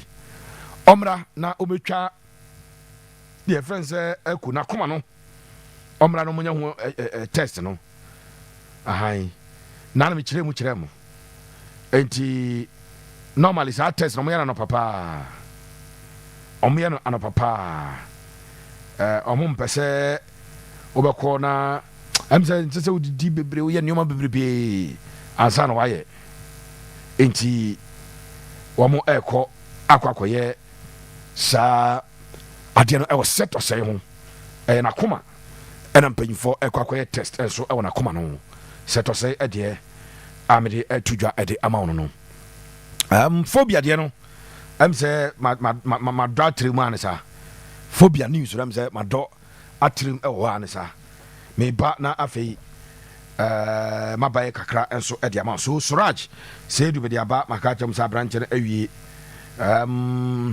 mama mo deɛ hi biem koraa phobia news no ɛna awie no nyinaa ɛde ama wo no phobia news no awie no nyinaa ɛde ama mo ma memfa nto dwa sɛ okay the final player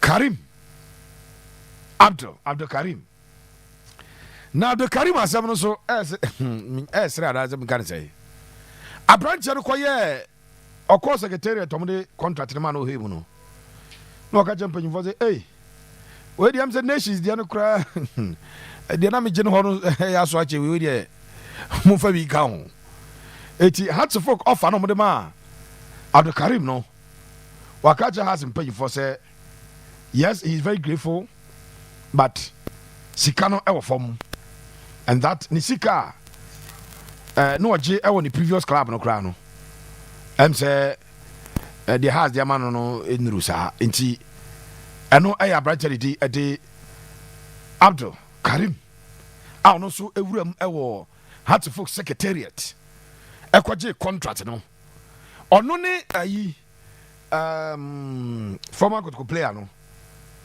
and I know a disappointed with Sikano Rocky and Abdul Karim the no scan there our form but in negotiations you know also what count here and that is where it is. Abdul Karim did the upper power typical Hodi Mefeda but the ball distribution I was raw the ball retention I was raw 81 the last player has to folk fellas no and my yaman enra training game on board and panel has a mighty jet by 3-0 3-0 and a phobia a boy and also mete a home seven a day amount a day account eti yemfa has the NC afi min senguram ewo Asante Kotoko na me koye juma kakra ewo crop ya Asante Kotoko mo busa about Walid Fusaini Sule Ibrahim and other players no eno ana me beye eti amamwa enya asepketwa kra. Stay tuned, details exclusives medini nyina ede ebro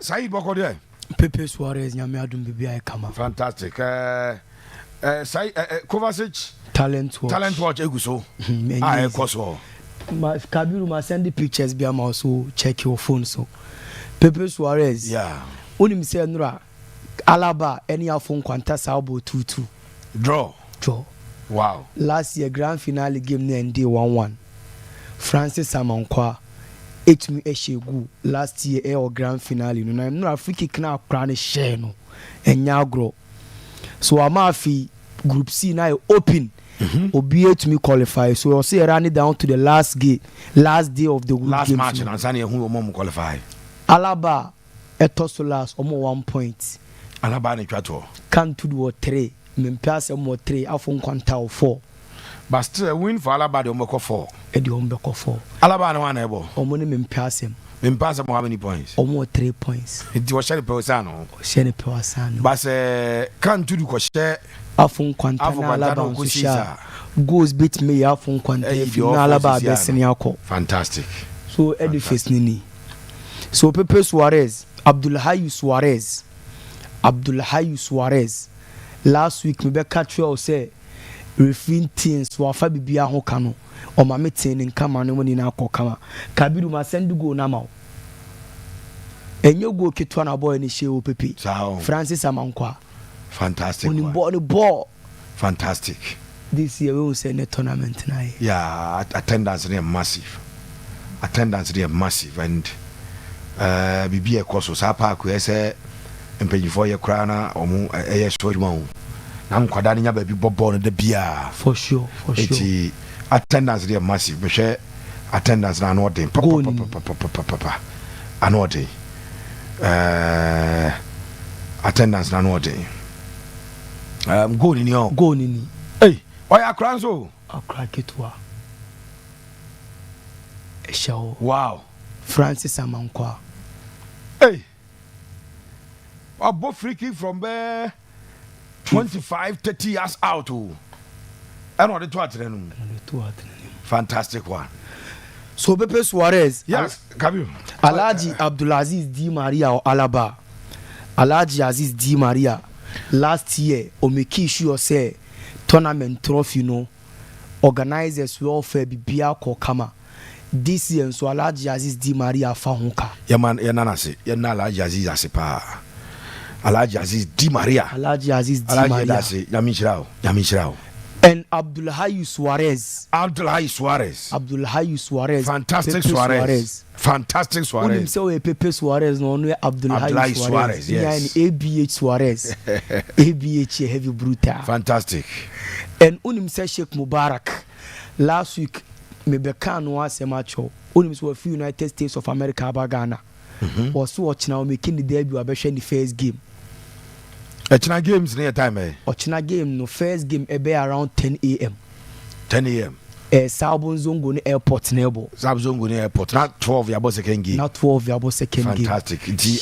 Shakes you obe mekine obe make appearance. Wabedu dada. Wabedu. By channel babe the first game. Wabedu nura. Fantastic. Also Ochina Monday. Oba be the first game na nyomu ni na akokama. Yeah, henenim. Abdul Basit Mahmoud. Abdul Basit Mahmoud. Abdul Basit Mahmoud. Fantastic Basit. Super duper Basit. Fantastic Basit. Abdul Basit Mahmoud. Pepe Suarez. Abdul Basit ayi nyomani ni na kama.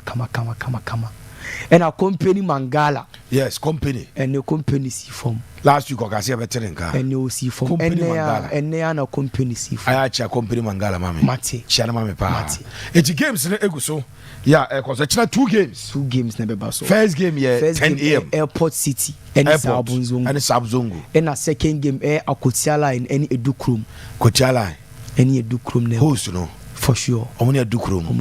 Echina baby rem ni Mate Pepe Suarez. But I say etiano Abraja de Said Kovacic na oterin kan yankoi na afia Asante Kotoko so ye ene yigina all the exclusives no yenyi emfa free or emfa ma Asante Kotoko in the news Asante Kotoko transfers the final push herefore ena Kotoko edi omoba atwato say there Kotoko omo preseason the last phase no mo mi o on say draw na nya beto abonten Kotoko CAF Confederations Cup draw na nya ba Asante Kotoko opponents Kwara United known Kotoko ebo Gaka top 4 area ebre be 1 man time Gaka top 4 started 20th Kotoko game no the weekend of 19th 20th 21st mubako which of course Kotoko be choose Sunday eti okikani nyina boma ebre pa Kotoko ere kick off our Africa no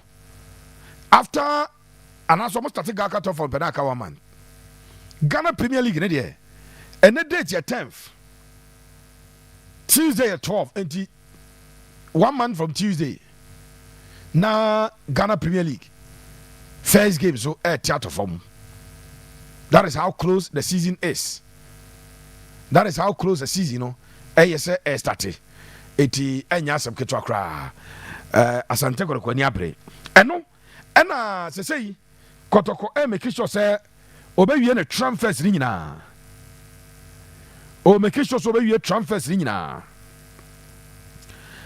yan sa se fi Walid Fuseni nema isa zanra abranje bi se Pepe Walid Fuseni o si obi an nka sa fi na obe cleani o said and I think I responded that I don't know what he thinks I'm cleaning at the time a buy se Kotoko.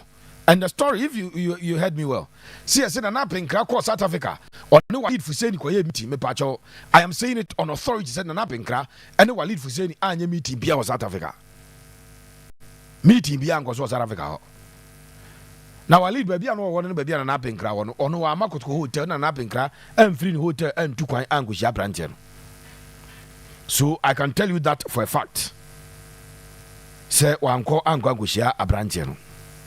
There was no meeting between Kotoko and Walid Fuseni. Walid echo observation and medicals.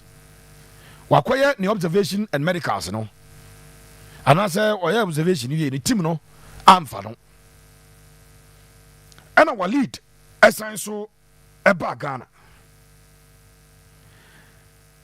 Me say in my opinion, me Walid Kotoko team ni set up no kwase sia minim ba bi obegina Kotoko set up ni sia minim ba bi ade Walid Fuseni e ba begina wa Asante Kotoko set up rim de tiane say o de Walid Fuseni e ba Asante Kotoko sia ya o a senior player ti onya up and coming player o he's a player who ought to play into a bar as your Bobby, but missing but coach in the Yuma. Me and you may be a coach in a position or the branch of Babijina. But my drink, me, Pipi, my drink, Kotoko doesn't need Walid. And again, sometimes as a Kotoko, team, my players who say, Sabitim in your team Ketua. Mrs. Walk on or cramp and you for so many do beat him, but I'm a cop banana bar. na maba na nka no efe but o te tempanyimfo na penkre ho na penkra fra wa womfa ukodi ayi sala no abejiska kakra na de call. I am not in support but enyama na me take a decision. It's not my decision but me wokonya za me kire madwen and na da bia me ka chemo say onso wo adwen kire. You can disagree with that. This one I disagree with manager because anra meeting koso Asante go company for share Walid Fuseni Nema and an impany farmer and penny for their chopper Eddie Kai Ebaye. Walid so of course South Africa young Kawama. If Kotoko feels that they still need him and they feel there's a vacuum in the team, he will come and fill her. No problem. It is the decision of management. In 85 games or so, our lead for saying the name about Ghana Premier League, you know, the goal contribution is 6. When you play or create goals, baby. So I don't know what Kotoko is looking for. That will make them still go back for Walid for saying the name. But the truth of the matter is, Nkomodie Akoso, Walid, any Kotoko camp, Omashia. Now, sub position, Nanka coach, I recommend Sule Ibrahim Sule, any player Nanka. Coach, I recommend that particular position. Say number 10, and Kasuli. And I don't know, Kotoko Suli Edding Koma reach agreement. And Komodie Akoso am agreement aba as to whether Kotoko will go ahead with the Sule Ibrahim deal or Kotoko Ebeko Neymar. And now, say Kotoko for Mumienu, team ya 26 on 26 players. Sa 26 mienu, on the sidelines.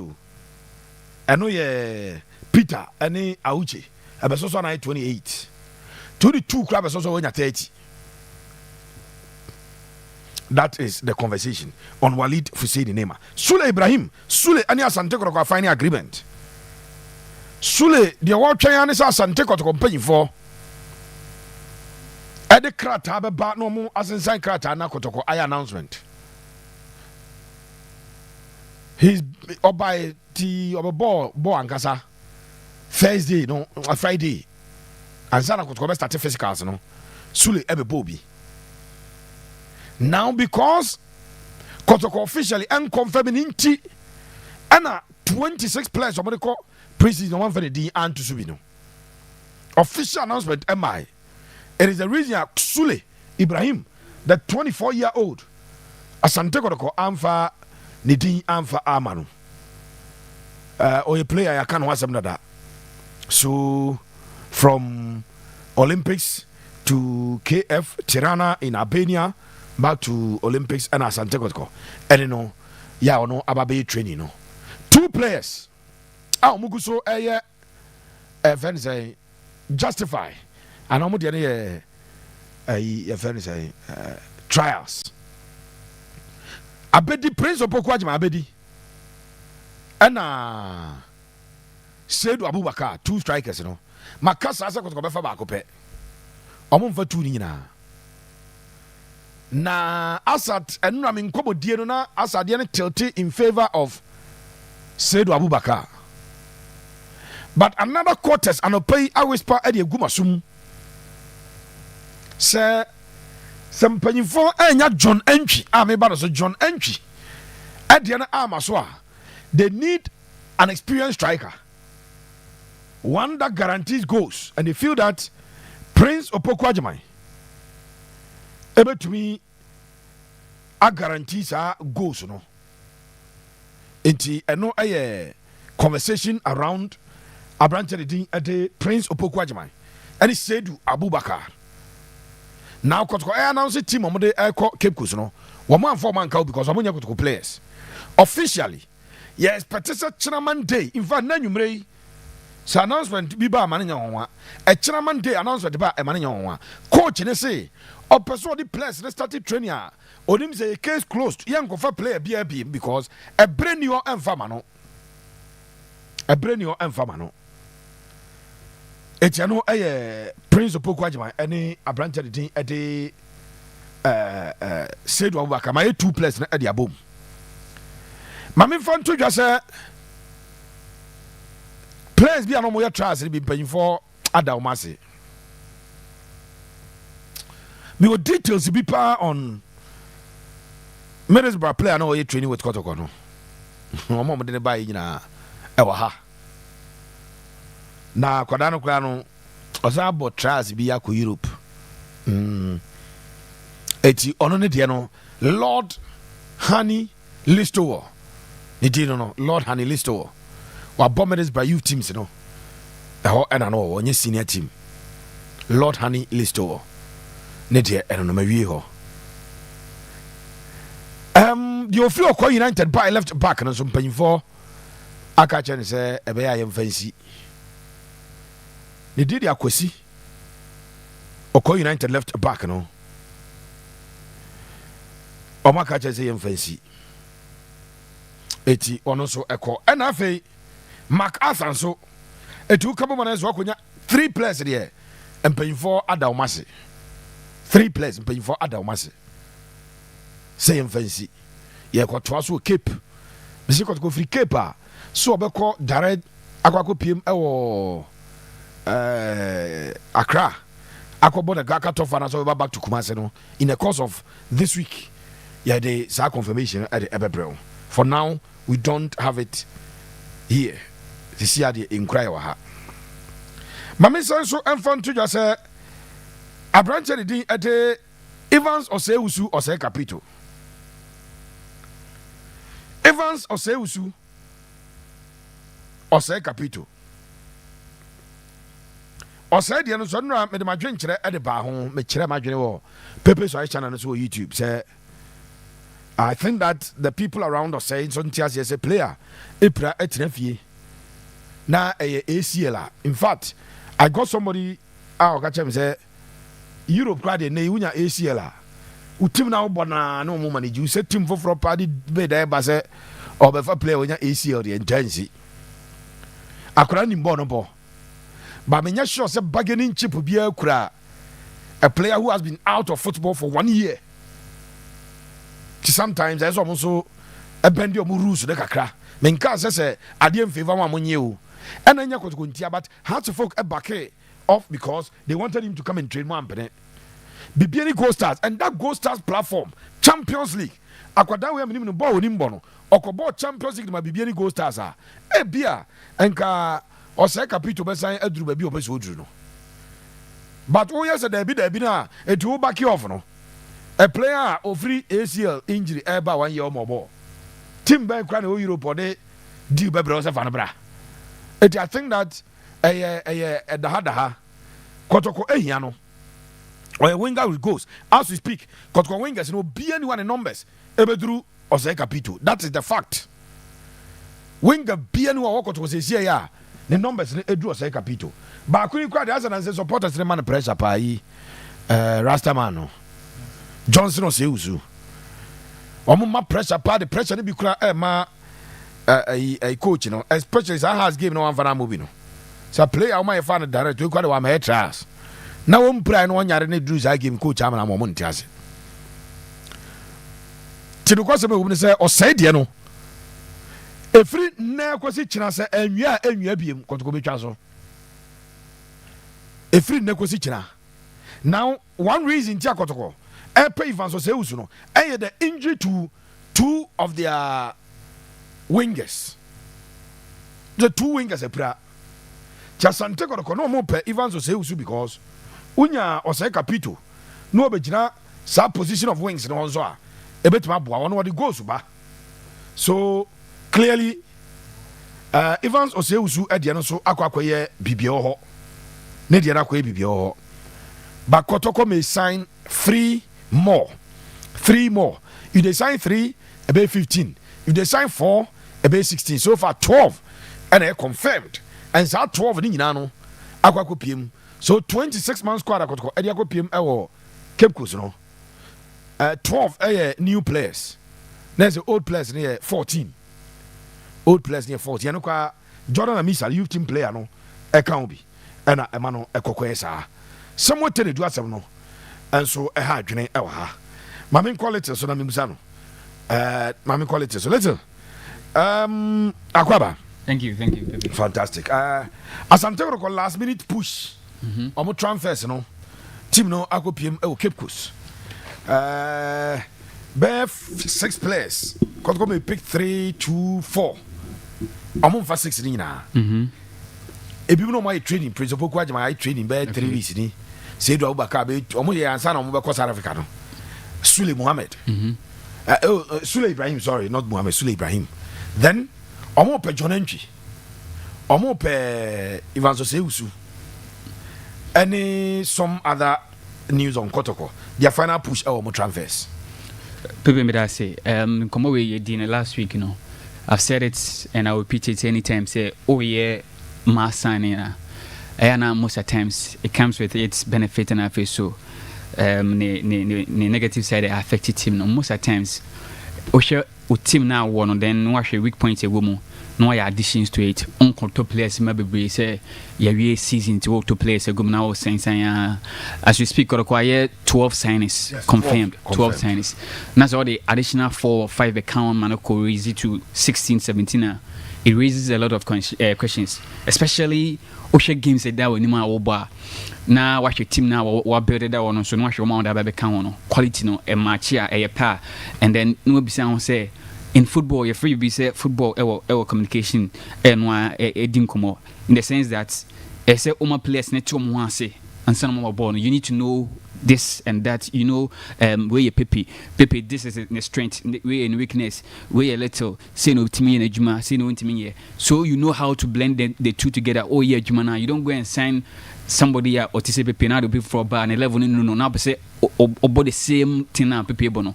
When you do that, you get it wrong. Into most of the times, no, oh yes, signings, I will be a lot of questions. And yes, necessarily be an hour for player biaba. Until last week, I was saying, say, first of all, a Kotoko team near TSS already they lost some key players to injury before ever started season. A lot of them any injury, and you know say 2 kwan mo dwane man sama enti team na nkasa no na number no be here the ball league na FA Cup na form and mark 24 years say no beto a lot account and this season no ma sam pam 7 players as free mo and then Kotoko above 3 competitions.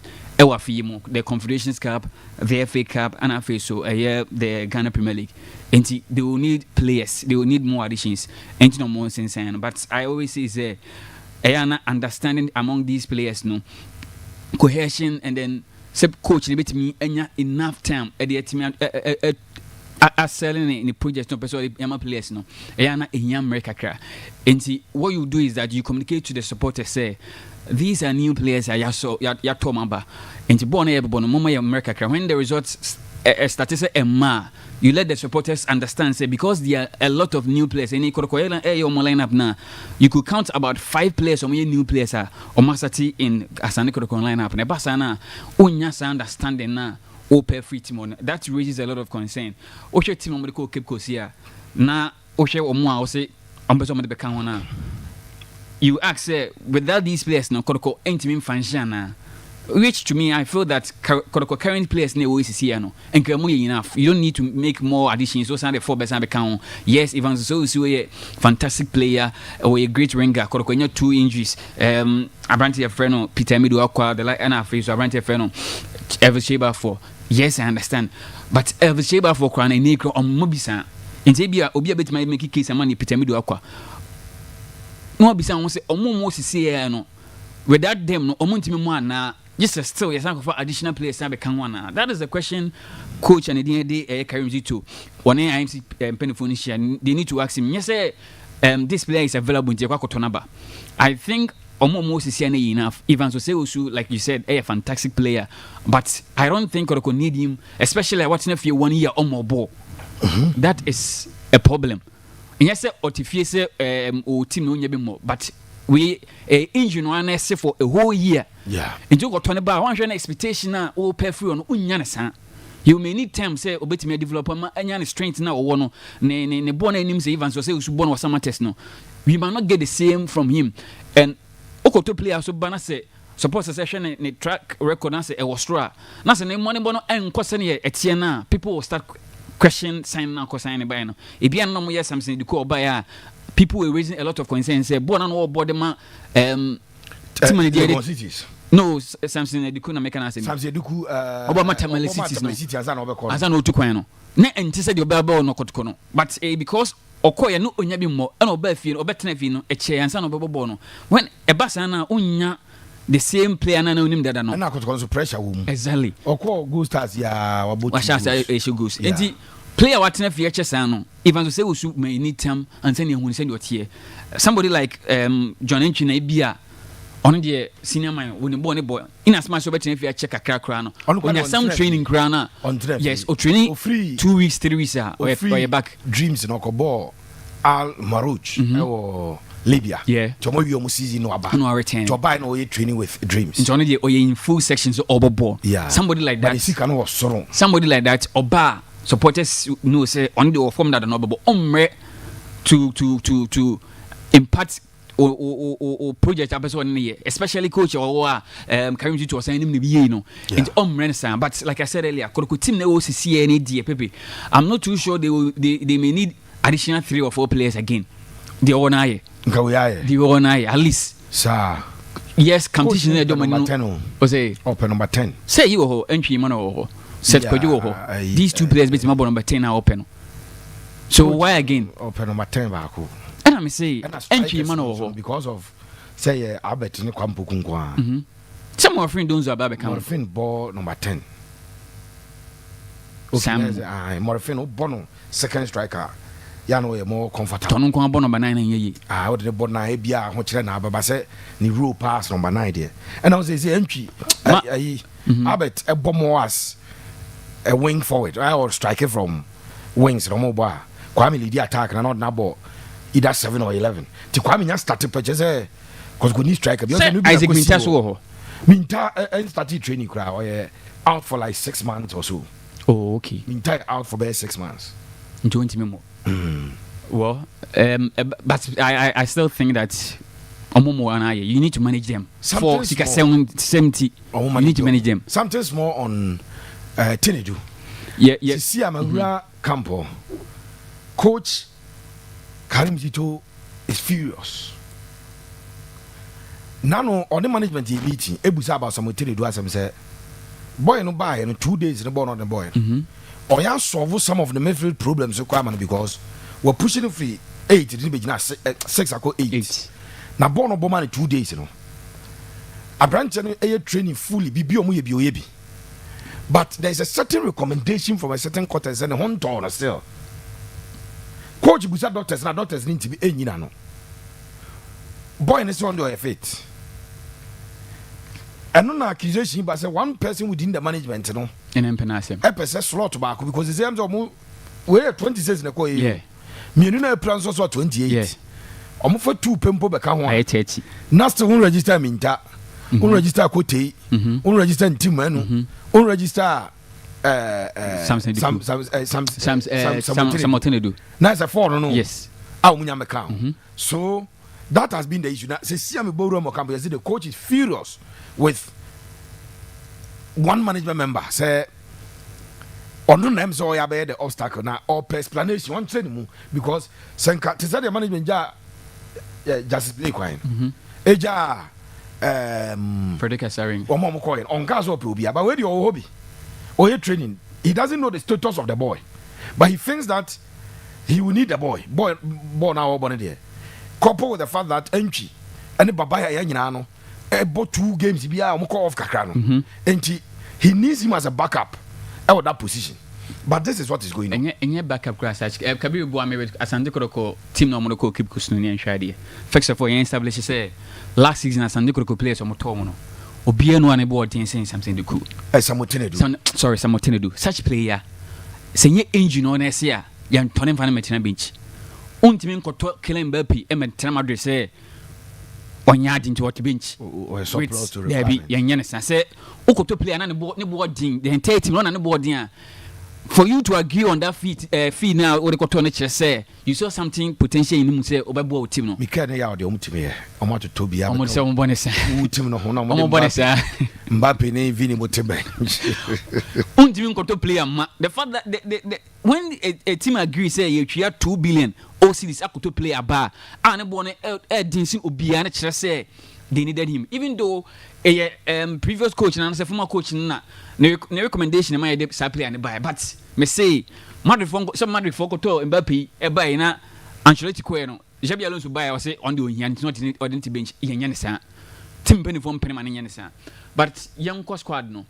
Asante Kotoko midfield na wo sisi na. Pepe bo am yenya adwuma no. Yes. Midfielders na ko set Kojo, Lord Hilary Adabo, Emmanuel Emmanuel Babaya and Hubert 5.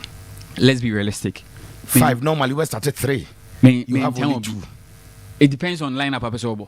I just about 2 midfielders, but normally no. You want a coach here 4-3-3 coach. Today be about 3 midfielders. Yeah. About holding. No about 2 box to box. Yeah. No about create tobacco. You about 3 free way more. It's just about 2 per bench so. Enya ne sakra. Nya sakra na pese mehwe. Midfielders na the world is here no. Yeah. Apart from Lord Hilary Adabo, who is an experienced player in Asante Kotoko midfield no. Omo mono bie no ni sa holy midfield no bosne Abrante fans Samotenedu. Nobody come near to him. Omo mo osisi no for na aka no. Set Kojo entry mano who is not a number 6. Yes. Set Kojo ebo but ontimi mo ne sa. Baba ya kra de bobo. Number 6. He be jawu ni bo but on men Samotenedu. Jawu kra ne size ni judi no bo say so mutwifa no so 8 na bo. Oh, en kra de na me tamana e piano na me akwebo wa Bernard smallish but in 6 what there.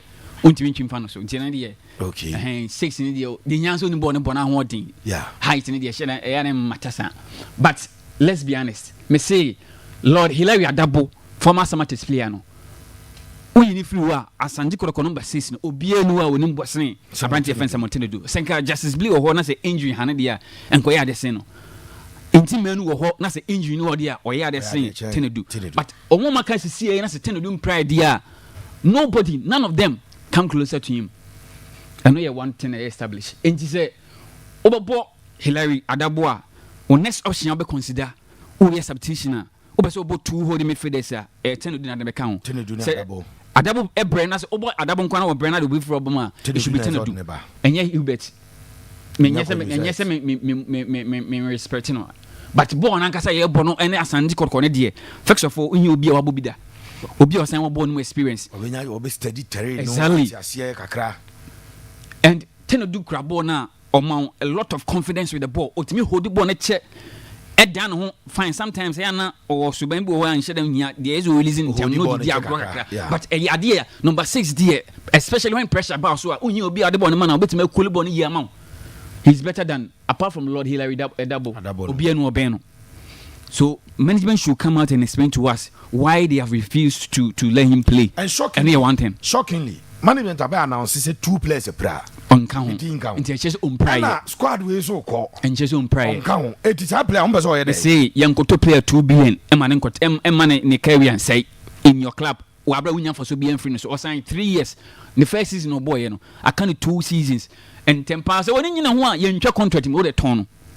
Omo one day oya de so bia but say e bia team no pena just sell him out because you see I'm confused about it say you know say me nu the man so mo price no they are going to be say like medical team jomo de ombe with the medical team omo maka no ko Cape Coast e ko to pre-season the ni dia mamu no aya amoni di na umprae according to the club umprae and one kan no nya de on traffic Kotoko koyi na bia Tenedu so ada na say obede Tenedu kra no say obi ben na on chance ntwen ko GF na on misa Kotoko for GF because we player na say yes sign on prior you have the all to play opportunity say so training dey say ma ko ye but na say utifie on ko training for almost 2 weeks na utifie dia so kire ko afi ni on ma Asante Kotoko bisa e be ya no de nti utifie no man reason say bia we pra medical report say bo no bo a untimi mmo no we pra onim.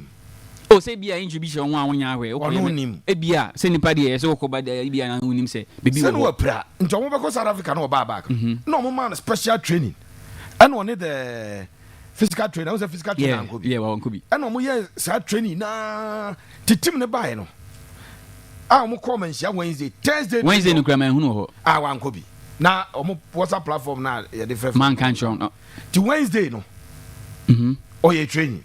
Ombobo Thursday we training na no mo ko training case ni wa no mama no equipment officer list ne kura no when this list ne ma no e ho na ntina ne dinim ti mo ko training na physicals na ɔno hyɛ older yi no ɛna wɔn mu nyinaa hyɛ new training. Ade no mo di akra n'ani sa.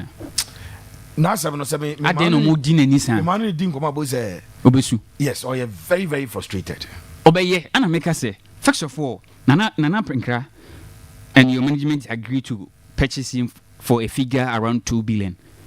I stand to be corrected. They say 1.8, they say 2 billion. Say either 1.8 or 2 billion krana. He was Kotoko signing almost Tom. Adabody 200 Nyasadia. And I'm saying he was previous signings na Kotoko here. The most experienced player, most expensive signing. Such player, apart from injury, na say ordinate na bench here, it should raise a concern. Uye penina. I say uti ya mautinin power because men kotofun 100 million. Na men fa phone nkosha dem na men go use ya ma 2 million. Sebi obia na adwenya banyu bia bebisa a lot of questions say adana koto phone 20 billion phone 100 million na the 100 million na to nchen makoto iPhone 16 Pro Max me use no hye dem enye sense enye hwe this nothing 40 with phone no na dia to na kura yam 2 million. People will ask you question bebisa say sebi ade wadwena ye adwuma na we okay then at the phone no be fashion na these questions will start coming into koto player 2 billion to 1.8 billion that's on prior. Massa, don't let anybody release a player out say ni suban ebi omuadia. Last week we were saying say player omuadia even though yen so indiscipline so but say omuadia kra na so be more resource na try manage him. Kene du kra de on tese obi antimi nka. Na make us ebi kra na so omuadia. Ono onkasa obi onim ni bia Kotoko mu nim say Okasa tell no adawase no Kotiri do a player onkasa he doesn't complain when he's not happy. Onkasa that's his natural life. Good. But the situation has a mentias. It is Obuadie. Born so achram young so onibonibo. Why is he still not part of the team? Coach in Kazo on Peno.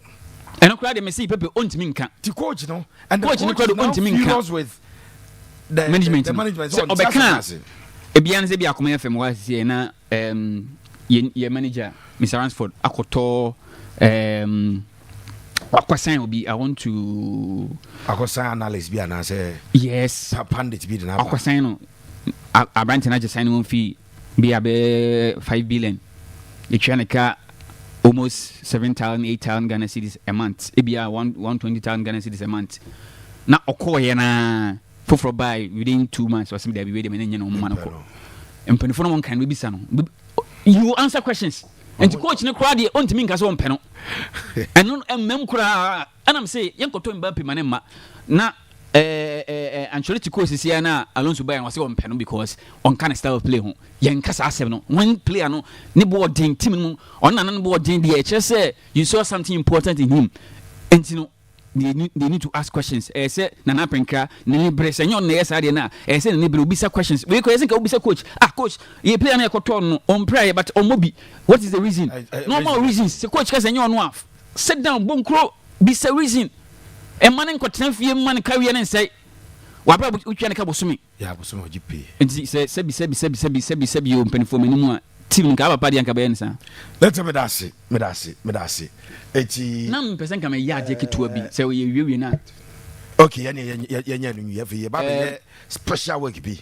Chana, Buame, fast and the Kotoko, Bibi Sunday and Kabiru, or more announces or more cookie costume. Yeah. A day before, never people Buama kind, but your kind of good strong mammy. Asante Kotoko, China. Okay.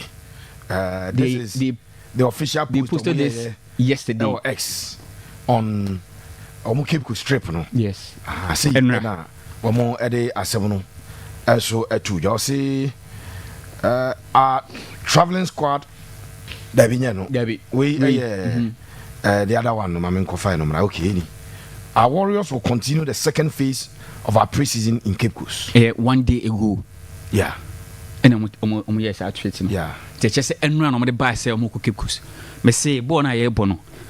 And Yamam 9 and the same Oscar. A say old tone player. A say supporters ever be ball. A say oh yeah sponsorship or the sponsors ever. And no count. And then the lastly a social media. Massa. Kotoko social media guy no. One more brands and marketing manager. On money name no serious. No nya sebi. And Yamana warrior no. We yan find your bono. On my team nyeska. Team what the kind of such supporters say Omoko Cape Coast. Adiachi supporters need him the state of Kotoko team. Say BBH at home. You knew what is that? The communication gap. Yenya born yenya sound. Say dear when you bring up as on your scan, because Kotoko no team to player. Supporters na me hwe born. Ade beti ma benefit from your social media no. Those handling it should be serious. Omo money Kotoko what the catch so omo keep course. And no professionally crana I think omo details the nti omo keep course. For article beto website wo me the nti omo keep course no. My coaching kasa importance of it. The omo kwakoye wo ho. Wanya sa what treat yeti ase. Ade achi say Kotoko also every crana nya no omo keep course because there's nothing shows omo keep course. At least put something together. Ebia videos, ebia pictures. Omo could do keep course. How much that say na team no yes. And they way to see. They all can raise a lot of suspicions. And yeah, it's a job for now. Your access it's a bit more verify. It raises a lot because what about trust we too kind. I'm part Adiachi ye. Se mu call ye se mu nyanko e bi kwa we twam. Na mu call ya mu sim time be mu could do time ben. At least to say the omo South Africa journey from Kumasi to Accra omo de maye. Omo do Linda Dock omo ye ade post tu. Omo could do Kotoko International Airport. They gave us. Omo could do Johannesburg. Omo my videos. At least it gives your supporters exactly. That's what I'm saying. You don't leave that gap. That gap. See, I said you bit my train say Kotoko team no any accident. Obeje because on station free club no. Official communication man no I agree. So my updates. You know munya sign man because team need to mean ton players. Team need to mean supporters na me hwe ball. We are na be moska. We na be moska. Social media no. If for your friend is saying Go Stars opening to number African Kabili from saying. Yes, Kabili. Just go to their Facebook page. Na question name moyo. Omo take pre-season. Question name moyo. Updates every second, every minute, a day. Now what the big club in Ghana our supporters near big followers. Oh, almost 750 something followers. Social media. Only my updates. And one say, omo ko keep course and wakra yele me call Accra. Ade achinya wonte onka bibia. Then tell me yele ndie ma hyehyɛ no. Give update. Consistent update. Don't leave gaps. Yenye the social media team there's some no yes Matilete medasi Imano Usulito and watching nka so e ha say or there Asante Kotoko ensem no e dey e by now Kabiru Brai na ye bewuram ye ko Nigeria Asante Kotoko ene Kwara United e Kwara State Udru omo capital Ilorin and a team A based. Makase they play in an 18,000 capacity stadium. Said the Ote say omu general manager Akan the last time omu ball Africa no they did not play at their venue. Omu ball Lagos. The last time they played in Lagos. Eti sa game omu ball na ejitavo omu nibi. Omu submit omu stadium no for approval CAF nya approve here Kotoko de nya submit bi kura any aba approve because they tell no submit nya ye enti ye kwakwohwe Kwara United last season mo performance in the Nigerian Premier League omo FA Cup no mfa the Federation Cup no omo de na Federation Nigerian Football Federation NFF eti Federation Cup and omo je ye and omo de awuram into the CAF Confederations Cup. So what your general manager say on target is on the ultimate. They are dreaming big. Or see for venue to say baba ya ramu nimse Kotoko chitafo dem omo kobekani. Na ye ma. Omo bo Egypt, omo bo other venues. Said they were they atu dano. Etiengram Kabiru bokwo there. Am ya dem pepe bia bokwo. Fantastic Kabiru.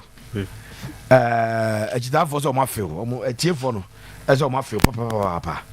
Yanhwe Kwara United team no obema ye hu omo strength omo weaknesses omo team no last season league no position e sen omo nya points do sen the Nigerian Premier League no competition no level no te sen a esi suru omo and all of that etienhwa se Kwara United e bi kwa and first time obi te Kwara United team be pepe me da say Kwara United team before 1997 no munye in existence. Okay. In the year 1997 and the Kwara State Governor Ekoto team my friend no Exide Sparkers Football Club and also signed no and Kwara United. Inti in omo existence no more 28 years ni. Omunji any trophy bia. The first trophy omoje ye omo Federation Cup omoje na no ya 2025 year. Omoje first cup no. On only trophy omoje no. By about no African competition na omo bobi. And omo bobi no the highest stage omo call a group stage, which was in 2008. And omo group stage. After no omo bobi 2023. Mufimu the very first round. And mufimu. In Tiaban African competition na omo share any experience biasa. Oko piomo with Nigerian League man board last season na. Kwara United 18 bia omo to so 14th. Omunya, sorry to say, but Omunya de. Okay. Yes, Omunya also 14th. Omunya 50 points. 28 teams and I'm about Nigerian League, you know. And Omunya also 14th with 50 points. And 50 points now Omunya last season, you know. Most of the points now Omunya no fee. Omunya most of the points in el fee. Most of goals Omunya in fee. Most of keep clean sheet keep most near fee. Into fee, you know. Omo goes 27 goals last season. And omo conceded only 7. Omo 27, omo conceded 7. Omo we need 13 games. Ebo draw 3. We need 3 matches. Which means omo holding na ewofi.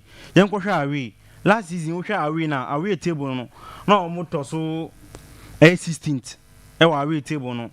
Na out of away omo win only 1 game. Last year winning 1 game, a draw 5, a lose 13. Eshe 11 goals out of 29. Away no. Winning 1 game, a draw 5, a lose 13 games. Away. Not just come here say on my way no. And on my holding na kwefi. So let's take it again. Away games on my boy, you know. Because they'll be coming away. Okay. How many away games are on board last season? Last season, 20 league teams. Until last on board 19 away games. Yeah, about games 19. Okay. Tombo 19. And they won only one. One depend on winning. On board draw 5. On board draw 5. And on lose 13. Wow. Ewa win no. Out of 19 games yes, away. 19. Only 1 win. 1. Draw 5. And on lose 13. And 13 defeats. Yes. Okay. And with fear no. Out of 19 I'm born with fear no. Omu winning 13. Okay. A draw 3. A lose 3. Eti also omu home no strong. Yes. Awe omu lose 13. 13. Home omu win 13. And awe omu draw 5. Home omu draw 3. 3. And omu lose 3 games at home. Yes. Okay. Inti sana omu modbonitin and no go share omu players na say omu top scorers last season. Last season we share Nigeria League ni na among top 10 scorers no omu player also 9. Omu friend Wasiu Alalade. Yes, Wasiu Alalade. O share 10 goals, 2 assists. 10 goals. Yes, 2 assists. And 2 assists. Yes. That is 12 goals involvement. Yes. Wasiu Alalade. Alalade. Yes. Now the Chelsea say Asante Kotoko top scorers last season. Players mienu 12 in Abetamwa 12. Yes. Now Kwampukuma 9. Yes. Now so musu nya play or say 10. Yes. At least or hit double figures. Yes. And so or a threat on any day. But good news for Asante Kotoko ni say enya 3 hours ago. And I did farewell message every Kwara United for to a free all. Yes, and that is good news. And that is good bad news for Kotoko. Yes, bad news for Kwara fans. Yes, and good news for Kotoko fans. Yes, into we share Kwara United and Kasa last season top goal scorers. We Wasi Walala Dina or share 10 now. The following player, Omu friend Shoba or share 3 goals with 6 assists. Okay. They say on a team na be jirani so. Obey typical winger. Yes. Or share 3 goals, 6 assists. Okay. And a demand Omu team no goals ne shadama. The odi go se ba nyina so nesese okono nti abaye eniji sem de ama Asante Kotoko ena de aye bad news the team my friend Kwara United ye bi a window no Kwara United en sign player bia and next week be share omu league ase omu ni Ikorodu United and we born next week 22nd Omune Ikorodu. Yes, and we born omu league into omu be share league na ase aja Asante Kotoko but omu make any inclusion bia omu team no mo into omu old team na omu de bo and Nigeria chan team omu bo chances here no omu players 3 wom Omo players 3 omo captain e friend Mohammed Kabiru owum sanso omo goalkeeper friend Nuruddin Badamos owum and Hafiz Bankoli and also a central defender omo need players are omo represent Kwara United our Nigerian team which means say these players there but dey ba ko am dwon amenti ase ni say goalkeeper obe concede 60 goals saying na o team go compete the top goalkeepers omo krum ho o concede how many goals omo concede 60 yes 60 goals yes and omo say and this is shocking for Kwara United. I conceded 60 goals last season. 60. I think that it gives Kotoko a certain. Sorry, Pipi. I did for fan chame. Sorry. 36 rather. 36. Sorry. Okay. 36. And I'm 38. Okay. Sorry, I did for fan chame. 38. Now I'm conceded 36 goals with plus 2 goals. And keep on or conceded 36 goals. Or no, Eka goalkeepers are representing Nigeria or the Chan tournament anymore. Or no, any 2 central defenders. I am Mohammed Kabiru or Wumbi. Sansona a branch I friend of Hafiz Bankoli or no say Wumbi. Into share team now, the best player and Kasano free team anymore in Wasiu. Or free team no Munte say team no Ababejina or a players are Akaiso. I will be to say Shola, Anna or Man or more 3 goals, 6 assists. Any branch I friend of Junior. I move for also share 5 goals with 5 assists. Okay. Yes. Into the omu goals no Ebeka I was na anka be properly team no pan ye but sisi I was win onom no. Almost omu ye signing bia into players na omo de omo ni beto omo so ahead of omo campaign na omba bebo against Asante Kotoko no. Now omo position Ghana Nigerian Premier League table no so. What was their position as far as the league concerned? Omo also 14th out of 20 no. Na Kabiru obi busa such as a team wamunsu omunyehu abeka say obi answer say na achiri mpakro no nne be ya adwo mu yehu omunyehu da bi omu yehu 14th on the league table. Yes, Nigeria league na akoya say Ghana league no akesifo na wo mu na enim omo no asa omu ya abafom omo modimbo na abafom anka bebo Nigeria league obi expect say obi say eyimba presoro ho. But in Nigeria league no Remo Stars Nigeria Rivers na tosu mienu Abia na tosu miensa Ikorodu na tosu e9 Ushe top 5 na uhu eyimba da 6 Omuna na giants of Nigeria league na akaseni na asa ombodi mbaba fam nti na expect say see the likes of Remo obi keka ne ho no Kwara e wo form 14th which means say ahodi na wo form to compare to Asante Kotoko no Kwara wo form pan yi. And you think that with a little bit of preparations and seriousness on the part of Kotoko, as a win shadanye team ever trouble Kotoko free the first game in the CAF Confederations Cup 2025-2026 season. Me anka meka na saba my we mfi say the last time Asante Kotoko ebo Africa e we Kruma Asante Kotoko wini away e wo Benin. Ebetina Kruma Eluzui on penalties, which are almost a weaker side in Kadiogo. In fact, they lost here. Yes, Kadiogo Benin 1-0. Now Kadiogo 1-0 and on board penalties. Almost no a very weak pan. No, a very weak pan. By science Asante Kotoko complete is SAT in our team no more. Asante Kotoko and Timian Seli true. Asante Kotoko Africa is it, you know. At that time, I think I said it, but that time now. Because management no more social media brigade for we are no matter so but the fact of the matter is South Africa na go far from Eco Benin unim say Kadiogo be drew Kroma no more da Makoba na go ma in fact Kalete go tompa bo because player ba ko be so mja lete yensum ni bia so no apagya jaw no mo e wo ha na go nam from every Benin eba the preparations of Kotoko that season again na Kotoko nisika na ampoza Kotoko drew baby say or self-sustaining on one or the team na na Kotoko called 2 trips in Africa ba enye it clearly Kotoko monday mo because na Kadiogo there team wa ko hye no neutral grounds. Kotoko draw crowd qualify. Yes. But only you go free. It is a good example. Now, I say one way now one you see that complacency. It creates a problem at the mount. Yes. Right. But what again? A bit me according to Kotoko because team will do 14th out of 20 teams. Yes. League. Me and son relegation. Yes. We me and son free man. That's the 20th. The 19th and the 18th any film. Yeah. The 17th, 16th, 15th, no 14th. Monday mono no any mid-table performance. No more bottom of the league table. Yes. And you've just told us that at away they are quite terrible. Yes. Winning only one game away. One. Dear na a bit apart from being complacent complacency best you know. Dear Biam hakotokwa emom nko to the next stage. Pepe, one team my friend Asante Kotoko. It's an indication. There are a lot of data about Asante Kotoko players out there. Unlike a team my friend no, Kwara no. Okay. Nti see as a Kwara United person mo Kotoko ho adwuma. Easily accessible. Mbe team afa Kotoko team no. Ayo mo ho adwuma yi. Ahwe obi a weakness na obi a strength. Unlike Kwara United, data about players no so about things ha. And see there obi any dano so no. Ono we free team no ko.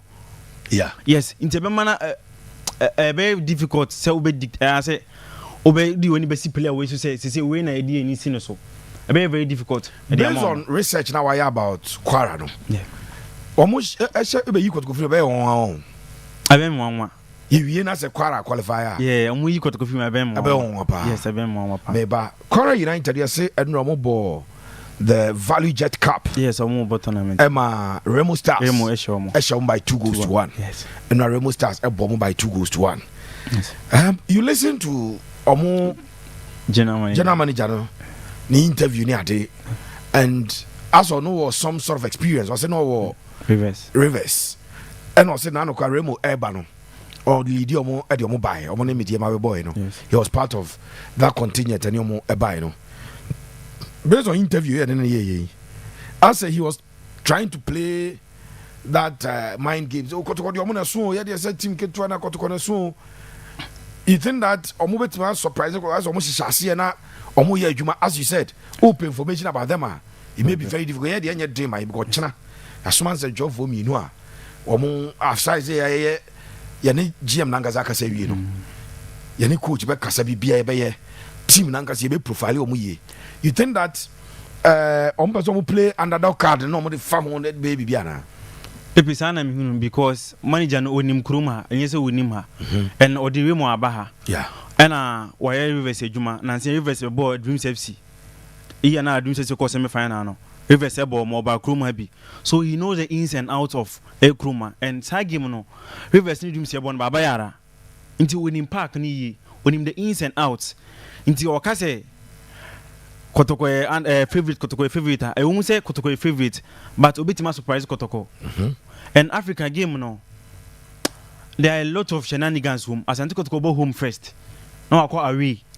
And away no, irrespective of your might no. So we need the level of the likes of Al Ali, ni Mamelodi Sundowns, and Kitwani timi chechere wonsa. Eyi ufimu. Na say Mikai there is a team in Senegal odi be a work of Morocco. Work and team qualify. Inti bit Messi. But I don't think Asante Kotoko better now Manesi. Asante Kotoko in terms of quality, they have what it takes to beat Kwara United. This is complete NTS inside Mekano. And a more experienced coach in Abdul Karim Zito. National level or the under 20 AJ AFCON.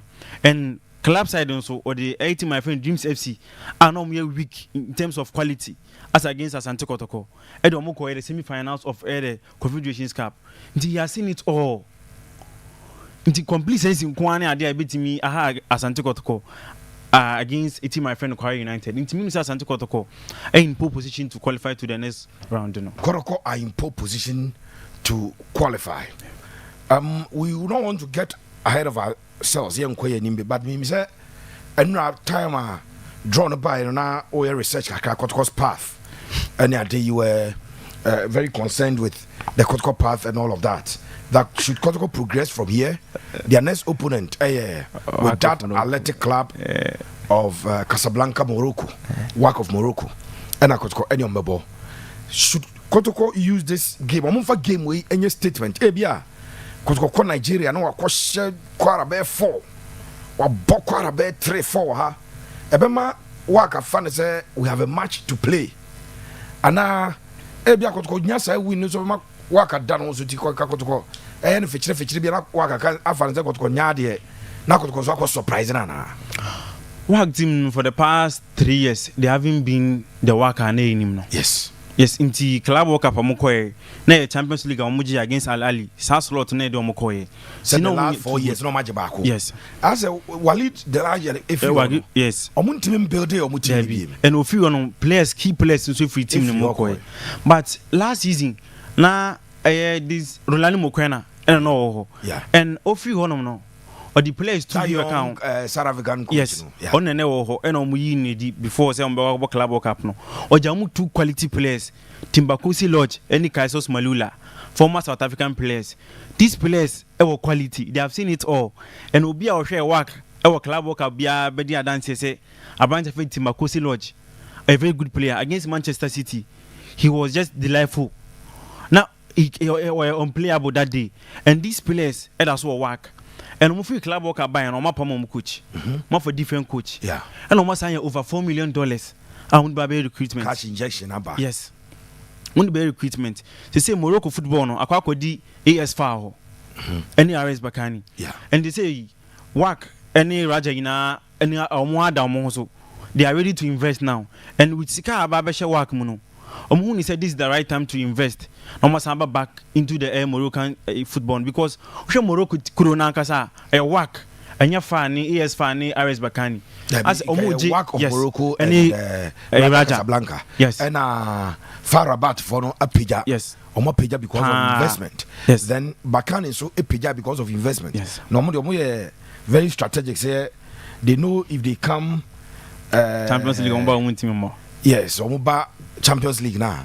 They have issues and so Omoba done the specialist force in the Confederations Cup. Yes. Where Omo Bafi Omo person come him. Yes. The show more Champions League in the bit my all. So in the work Omo Sika they have a lot of money and on my changes our technical side no and they have quality players irrespective of performance or club World Cup no my and on that omo quality players and no show mo quality ni quality na defense be brave wom nti Asante Kotoko e betima ko share kwara irrespective of dodo one betima show mo mo go share waka a game because me kai say tama across full ke ko work no omo di kan share omo opponent from Guinea omo chomo 3-1 yeah omo ko share work no it was 6-0 nti irrespective of performance wa hanom no ene ho no ye different ene ho no weather condition so ade ba kon and time amudu be hye no nso say Ian has for the catch omo penny the only team in Africa omo share work o say o share work wa na wa ko share no sa yes and that year no omo share Al Ahly 2-0 no Champions League yes our share work of Morocco that year no omo share Al Ahly 2-0 no yeah but Ian na hack share omo no Walid Dragage oya coronavirus ni bi won timamba assistant timamba into third a second assistant and the 3 other players top players and now mo bi ho no omo entumi ama yes and as the share omo nti Asante Kotoko betima share kwara and we dey make statement but that statement na against work also omo bo omo any statement as Drew amemo aye work ho adwuma ama me e be Drew no na ye nyina ye hope say Kotoko e be first one no makodanim so that we can really sit and look at how Kotoko should approach the work game. So now, what's your quality? Kaiser Chiefs Kotoko to be a force draw. Clearly, that game Kotoko were outplayed. Yes, but a typical way, yeah, the ball a game versus an opponent. Yes. Eventually, Kotoko survived and then won on penalties. Yes, Tebia Kotoko bet me acquire feature be and ye dimbi ala binebia or far draw you away and I say manageable defeat. So it depends on Baba because the last time I got to work a boy in the cup winners cup final. Yes.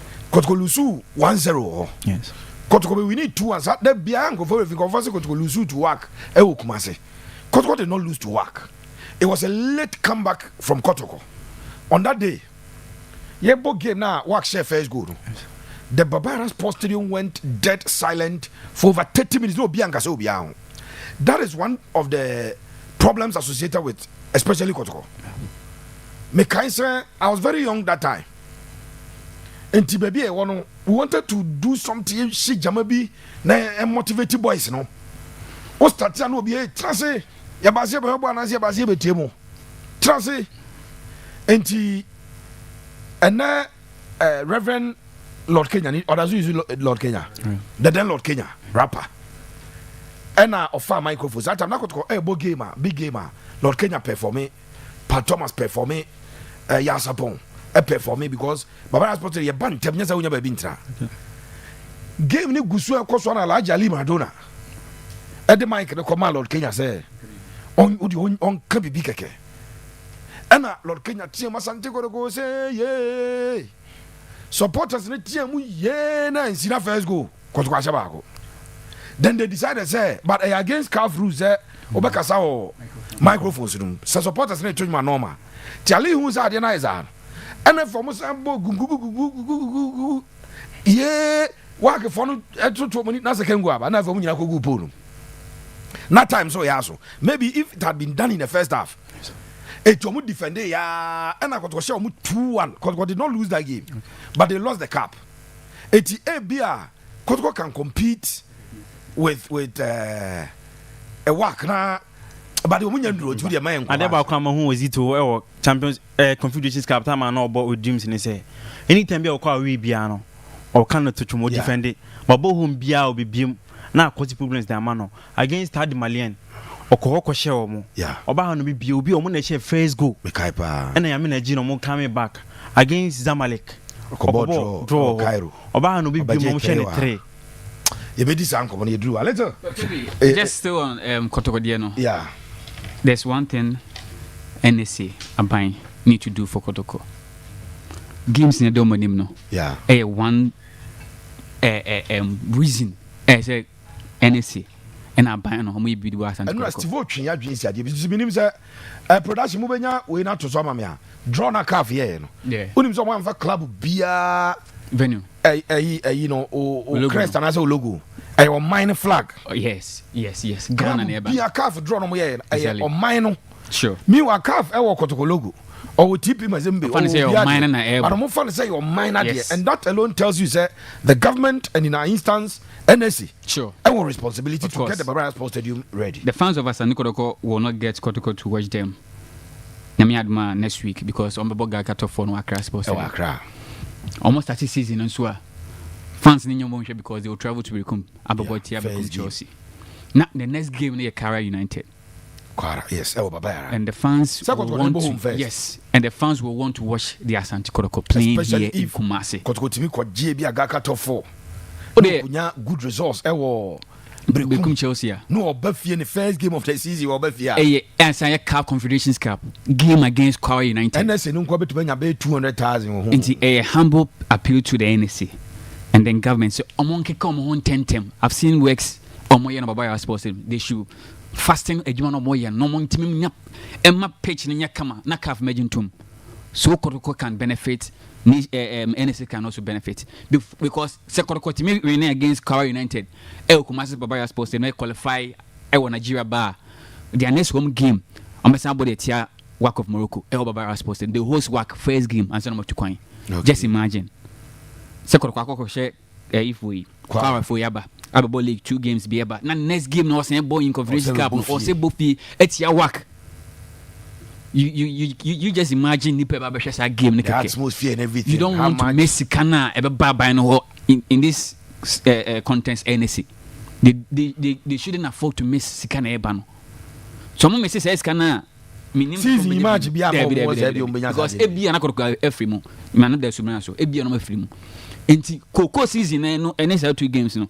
Kara United ne your friend is saying work of Morocco there. Anything possible they can do they should do it among fasting and tem na mon ye park in Asante Kotoko at least we nko ade amon timi nye ntem they've given a lot of reasons say sika ni ho ana omaye budget akwa man crank sika ne ma ye nto mo ankasa de omuni sika de omo ye cry on credit omo wi agi some ko pesika bi aka credit omo nchi sika no enti so mbeti mabobosia ne saa omomobosia ne enye parking because mbeti games e do many media mbeti matic size kanu let me that they should do that quick meda se pa yɛba ahoma no so kakra bi no afei yɛne mo awie aha yɛ akoma 87.9 FM Richardo Pepe Suarez ɛna mete adwam 0322498035 0322498035 024311